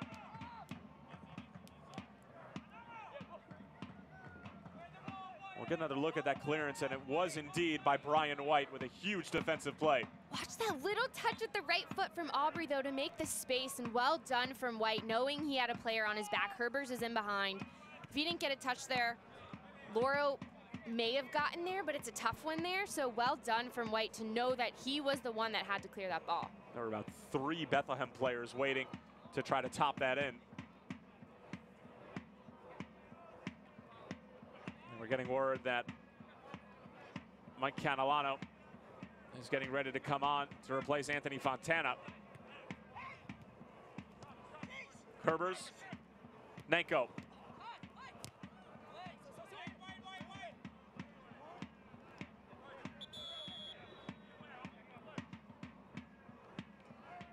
And that aforementioned substitution is going to take place here in the 71st. Anthony Fontana, who is on a yellow card, coming off in the substitution, brought to you by Lehigh Valley Health Network. Catalano, 22 years old, from Roselle, Illinois, former Wisconsin Badger. 54th overall pick by the Philadelphia Union in the 2018 draft. Does have an assist on the year. Maybe looking to get a goal that could get Bethlehem at least a point on the night.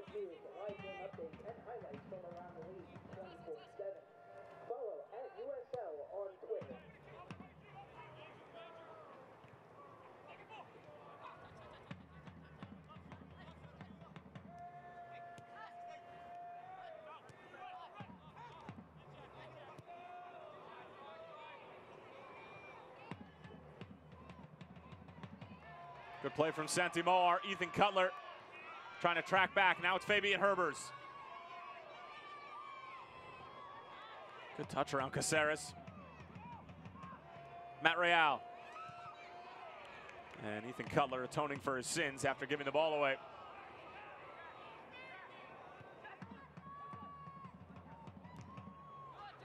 Great pressure from Jared Stroud. He won't be able to get there.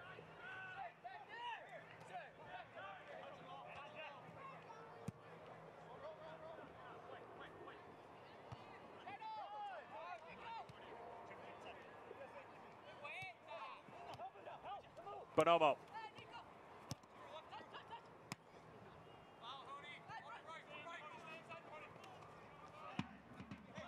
Good pressure from Catalano. Now it's Drew Skundrich.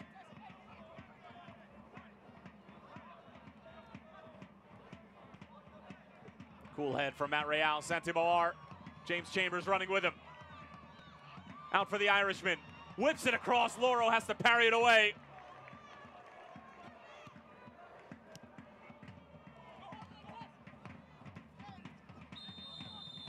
And a foul there from Jack Elliott as Stefano Bonomo and Elliott have been going at it the entire 73 minutes so far.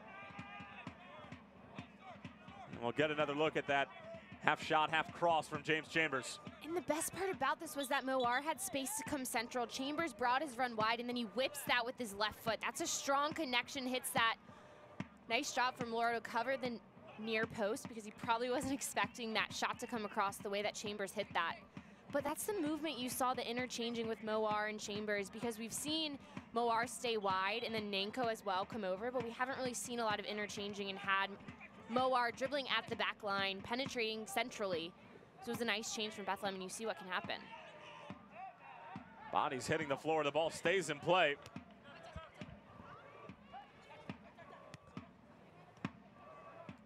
Stroud, able to get it across. Brian White, broken up by Chambers.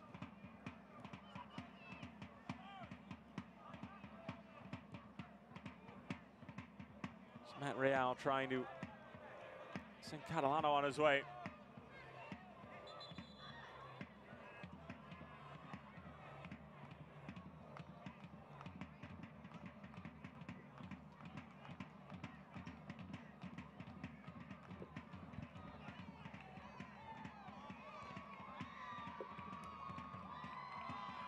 Read well by Mahoney. Going quickly the other way for Fabian Herbers.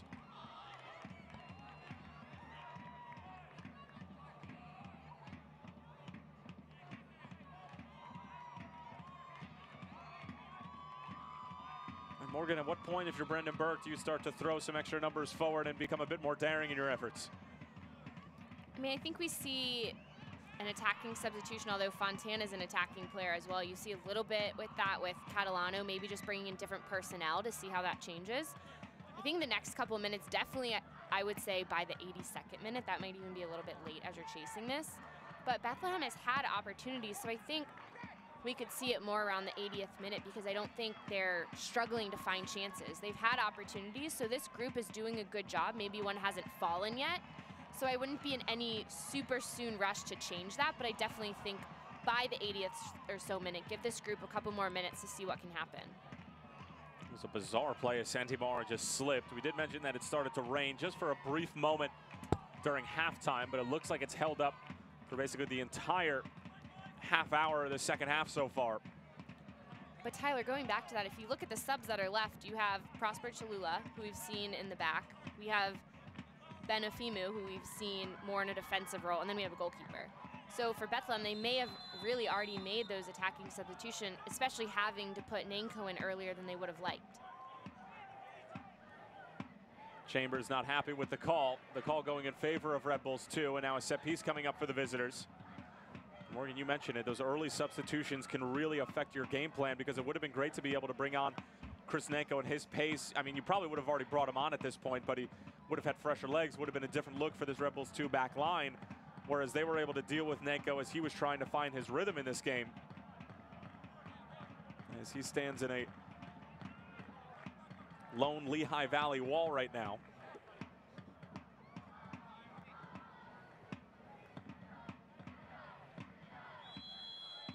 Tenari and Lima on top of it. Lima bends it in near post. Bonomo got a touch. But right there with him, as he has been all game, is Jack Elliott.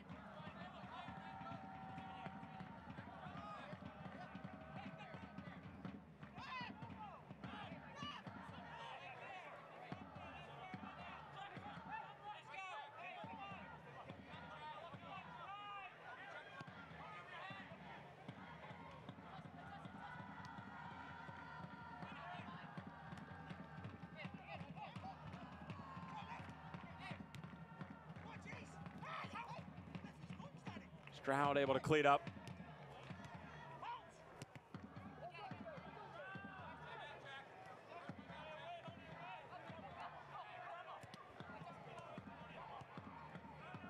He'll have to go all the way back for McCarthy. It's New York Red Bulls 2 press continuing to hinder Bethlehem in their ability to move up the field. That was a smart decision, though, from Catalano, because both center backs were taken out of the play, and if he would have tried to play one to them, it would have been picked off from a Red Bulls 2 player.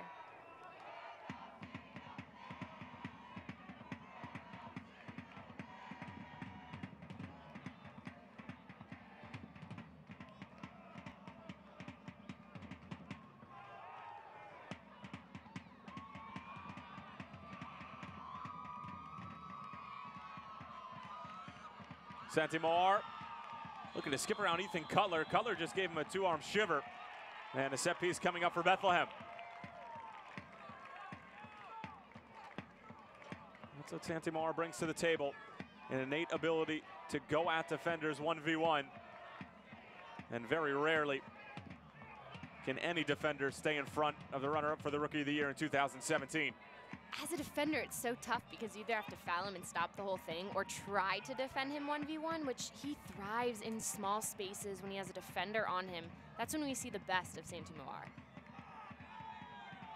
2 huge assists against North Carolina FC in the final 10 minutes to give them 3 points.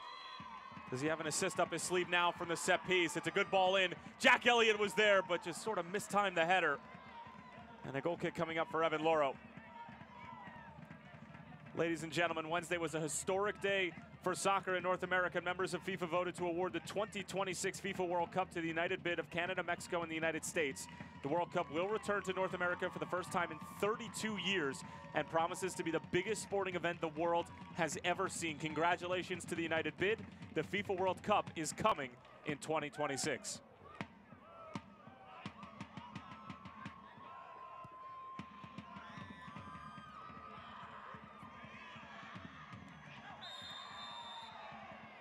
Chris Nenko called for the foul, a little overzealous in his efforts to win the ball from Nico De Vera, who's played a solid game at that outside back position. Over the course of this half, especially I would say about 10 minutes into this half, we've really seen Bethlehem play more to their strengths, and we've seen more from them. But it's one of those games, there's 10 minutes left. Are we gonna see them get that goal? Are they just gonna run out of time? Because at this point, they're getting close, they've had opportunities, they're getting numbers forward. Substitutions have made an impact. Nanko has been good. Catalano came in and is trying to fill a role of Fontana, who was really strong in that attacking front, getting forward. And they're different players, but he's came in and he's been an outlet. He's connected passes. And it's one of those things for Bethlehem. When are we going to see that goal, or are they just going to run out of time? Because there really isn't much left. Well, they found some space. Now they're just looking for the goal. Matt Real stopped in his tracks. Caceres comes away with it.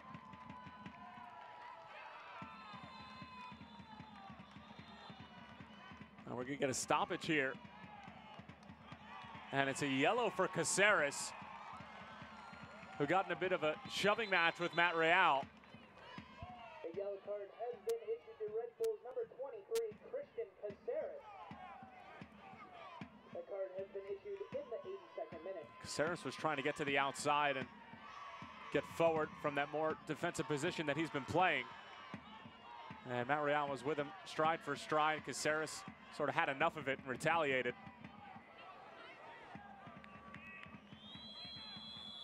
Another set piece for Bethlehem. Elliott gets ahead to it, but never troubling Evan Loro. That's one issue that Bethlehem has had. The service has been good. It's been in. There have been players around the ball, but the connection from the service, everyone's been looking to go to frame. So even if the angle's tight, there's no other opportunity to get a look on frame because it's then been out of bounds once they connect. So we've seen headers try to go on frame, they miss, and then it's a restart. We haven't seen anyone try to redirect a ball when it comes in to keep it in play and maybe find more of the numbers that are in the box. It's a great ball forward, even better first touch from Santi Moar. He puts the brakes on. It's for Chambers, it'll fall for Catalano, and a huge block from Scarlett. Well, that first touch from Santi Moar was something special. Full stride on a ball sent from McCarthy. And now it's Nanko on top of the corner. 83rd minute.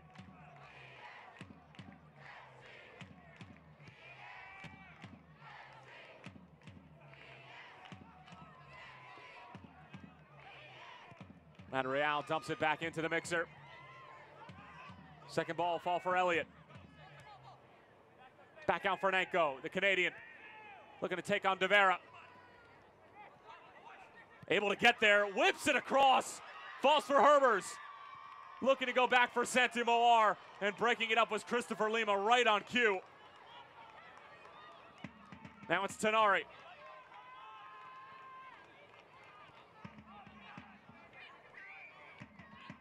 And Red Bulls 2 can take a deep breath as Bonoma curls it into the path of Andrew Tenari. Bethlehem still tracking back after the scramble in front of the box. Bonomo getting the return pass, squeezing his way through. Stefano Bonomo! It's 2 for Red Bulls 2. And Bonomo puts the final nail in the Bethlehem coffin, and New York Red Bulls 2 are on their way to their first road win of 2018, and it's the skipper who's led the way.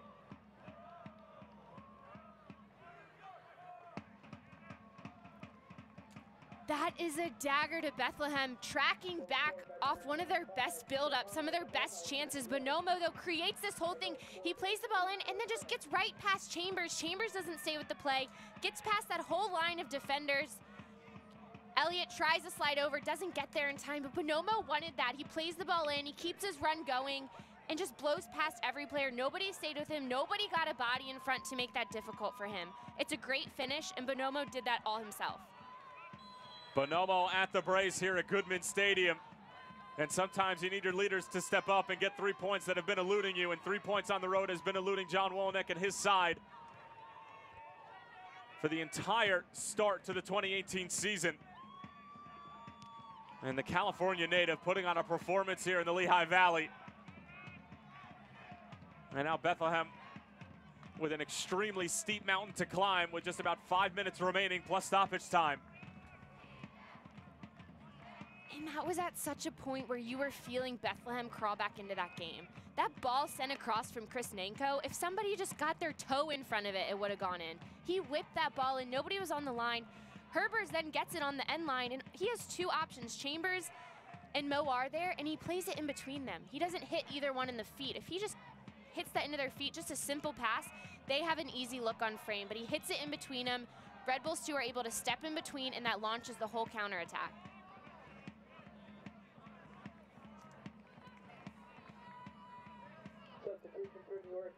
And now we're going to have Armando Moreno come in and replace Stefano Bonomo, who certainly did his work today.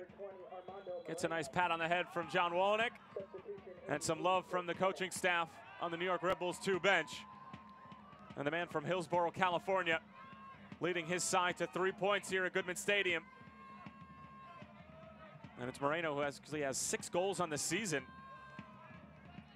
and is well within the conversation of the 2018 Golden Boot in the USL. Onto the scene and leading the charge the other way, finding Jared Stroud. Is there a third for Red Bulls 2? Stroud getting it on his left foot, but McCarthy sees it sail over the bar.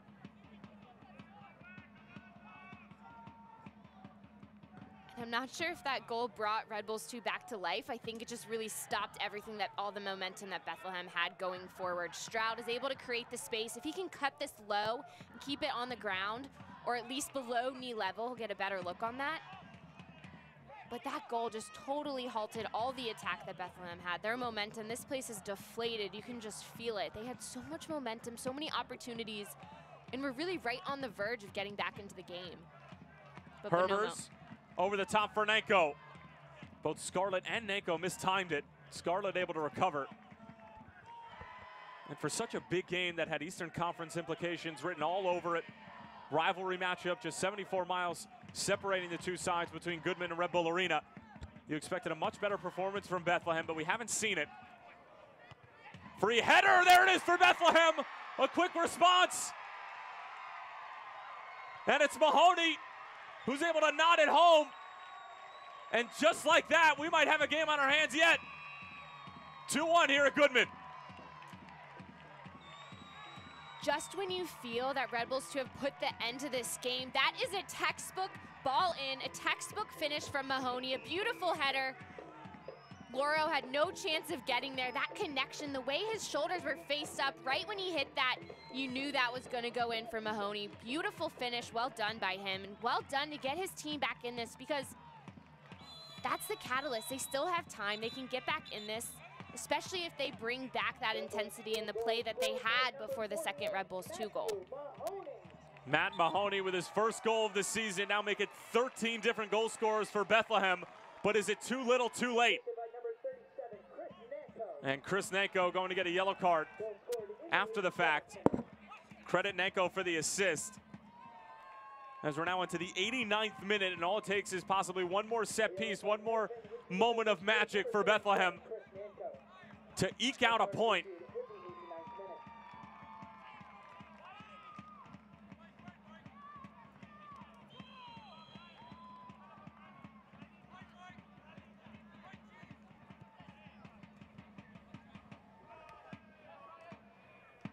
White able to bring it down, just dragging it to the corner now. A wise play, knocks it off of Jack Elliott.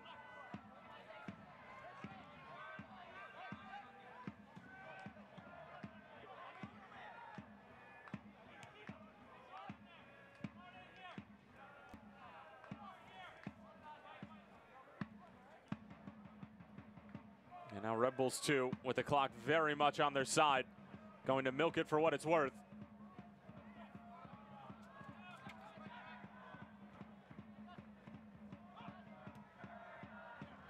Cleared away by Mahoney. Officially into the 90th. The crowd trying to do their part.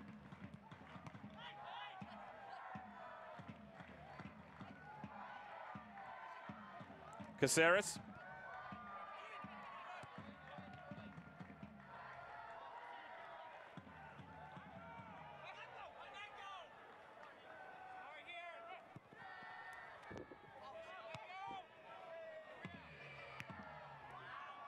Aubrey only as far as Andrew Tenari.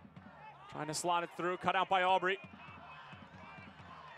And lost it the other way. Santi Moar bringing it down again with a deft touch.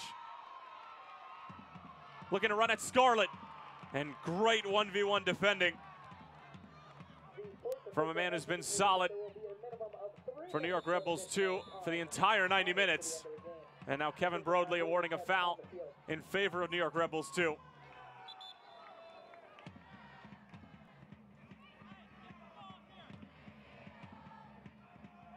I've been extremely impressed with defensively with New York Red Bulls 2, especially how knowing that they've struggled on the road against teams and with the history with Bethlehem as of late, but they have been strong all over the field with the high press, with the numbers around the ball in 1v1 defending against some of the personalities that Bethlehem has, the way that they've been able to stand them up at times. Scarlett just has to clear it as the Jamaican who is actually a part of Reading United, a PDL side that Brendan Burke used to coach. Now obviously with New York Red Bulls 2 and playing some terrific football. Trying to organize his team for some last minute defense that'll help seal this one out and get 3 points on the road. That's eluded them. Aubrey down for Mahoney, the goal scorer for Bethlehem just a few moments ago. Chambers. Little touch over for Mahoney. Mahoney into the box. Good one from Skundrich, and James Chambers knocks it over the top, and Evan Loro daring a player from Bethlehem to come put pressure on him.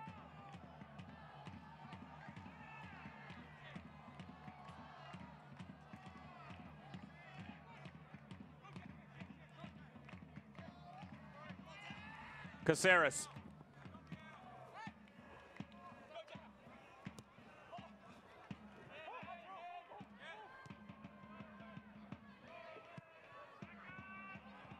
Not the best from McCarthy.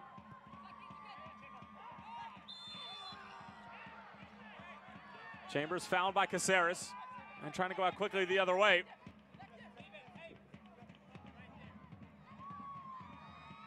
And a little bit of gamesmanship there. That's so frustrating for Bethlehem because all you want to do is hit the long ball. But Red Bulls, too, doing what they can to slow the game down. They're doing the right thing. Towards the edge of the box. Could be dangerous here for Red Bulls, too. Herbers. Aubrey trying to squeeze his way through. It'll fall for Nanko.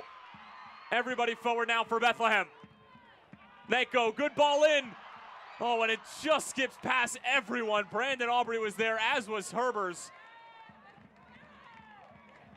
All it was asking for was just the slightest of touches, and nobody could provide it for the boys in blue.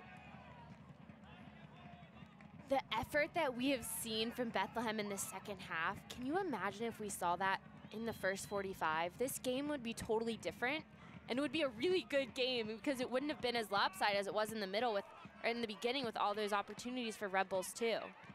Elliott over the top. Santimar trying to get there. Paulitz gets a touch to it only as far as Nanko. Chris Nanko whips in all the way across. It's Chambers. Bethlehem have stolen a point at the death. And it's the captain, James Chambers.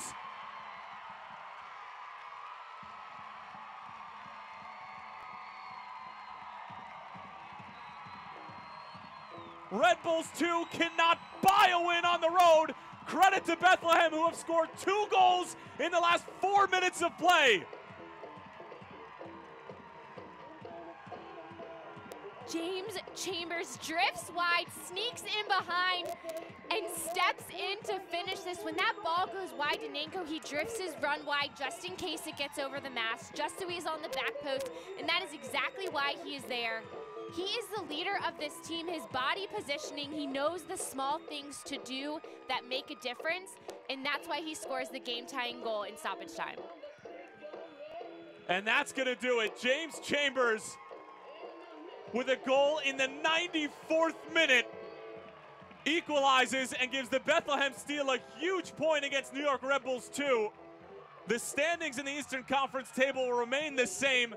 Credit to number 45, and in particular, Chris Nanko, who had both assists in the final goals for Bethlehem. Morgan Conklin, your thoughts on a wild finish to this one? Credit to this team for responding the way that they did. Nanko coming in, having a total different role than he assumed he would earlier, making an impact, both assists on the game, but just the effort from Bethlehem and not giving up that heart. That's something that we've seen, and it's kind of gone in and out over the course of the season. But James Chambers, the heartbeat of this team, bringing that, getting the finish. I don't think I've ever seen a team so happy to get 1 point, but that was the hardest earned point. If they brought that all game, it would have been a win, a big-time win for them. Stefano Bonomo's brace negated by that man, James Chambers, in the 94th. Final score, Bethlehem 2, Red Bulls 2-2. We'll be back in a moment with postgame.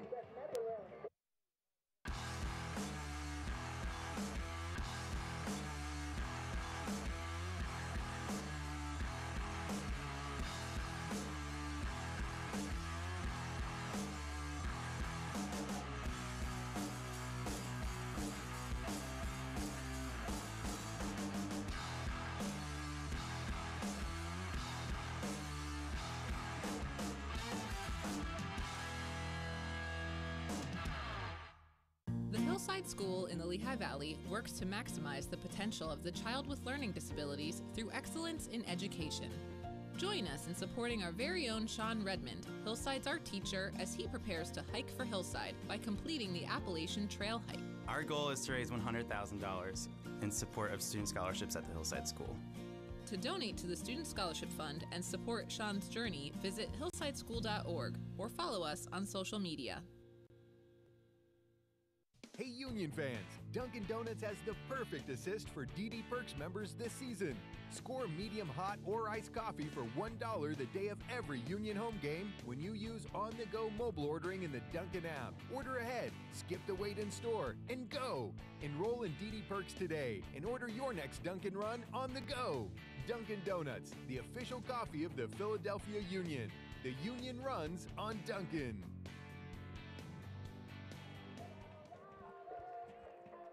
Full time at Bethlehem, and the steal a point in the final moments of this one. It was a lackluster performance from Bethlehem. New York Red Bulls 2 had it in the bag. Stefano Bonomo bagged a brace, but it was null and void thanks to Chris Nanko, James Chambers, and Matt Mahoney. Nanko with 2 assists, one from a corner kick, Mahoney with the header, and then Chambers in the 94th minute. We'll take a look at how it all happened. The scoring got started with Ben Mines drawing the penalty and then Bonomo from the spot. And I have a feeling this might be the only highlight we see from the first half because the second was outrageous. But Ben Mines drawing the PK, gets inside, just Aubrey isn't able to clear the ball, and then Bonomo stepping up, finishing this ball for his first of 2 goals on the day. But that's what a leader is. A leader steps up in the moments when he's needed. And Bonomo finishing that PK, that is what Red Bulls 2 needed at the moment, and he put it away. Bonomo would get his 2nd goal of the season from the spot.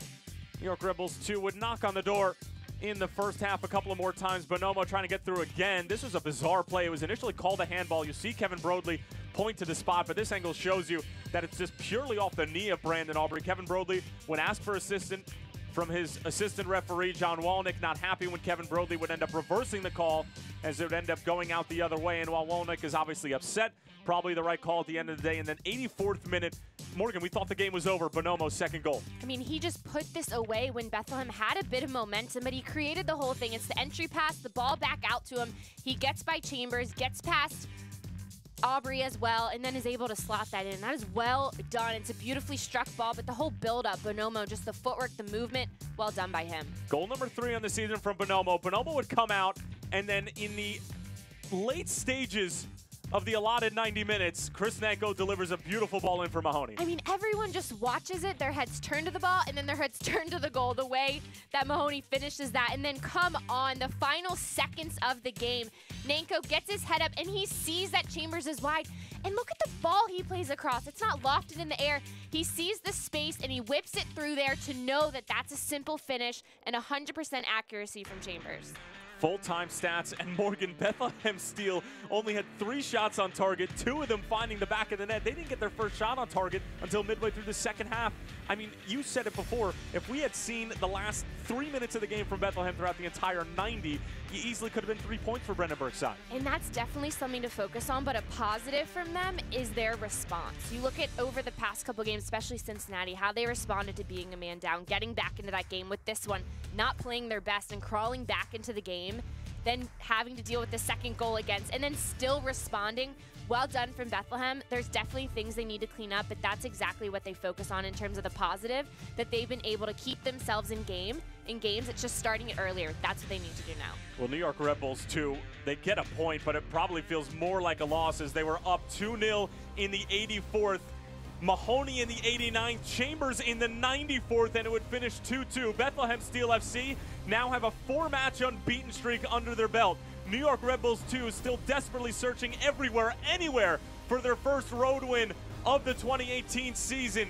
Bethlehem 2, New York Red Bulls 2-2 for our entire crew. I'm Tyler Terrence saying so long for now. Thanks for joining us.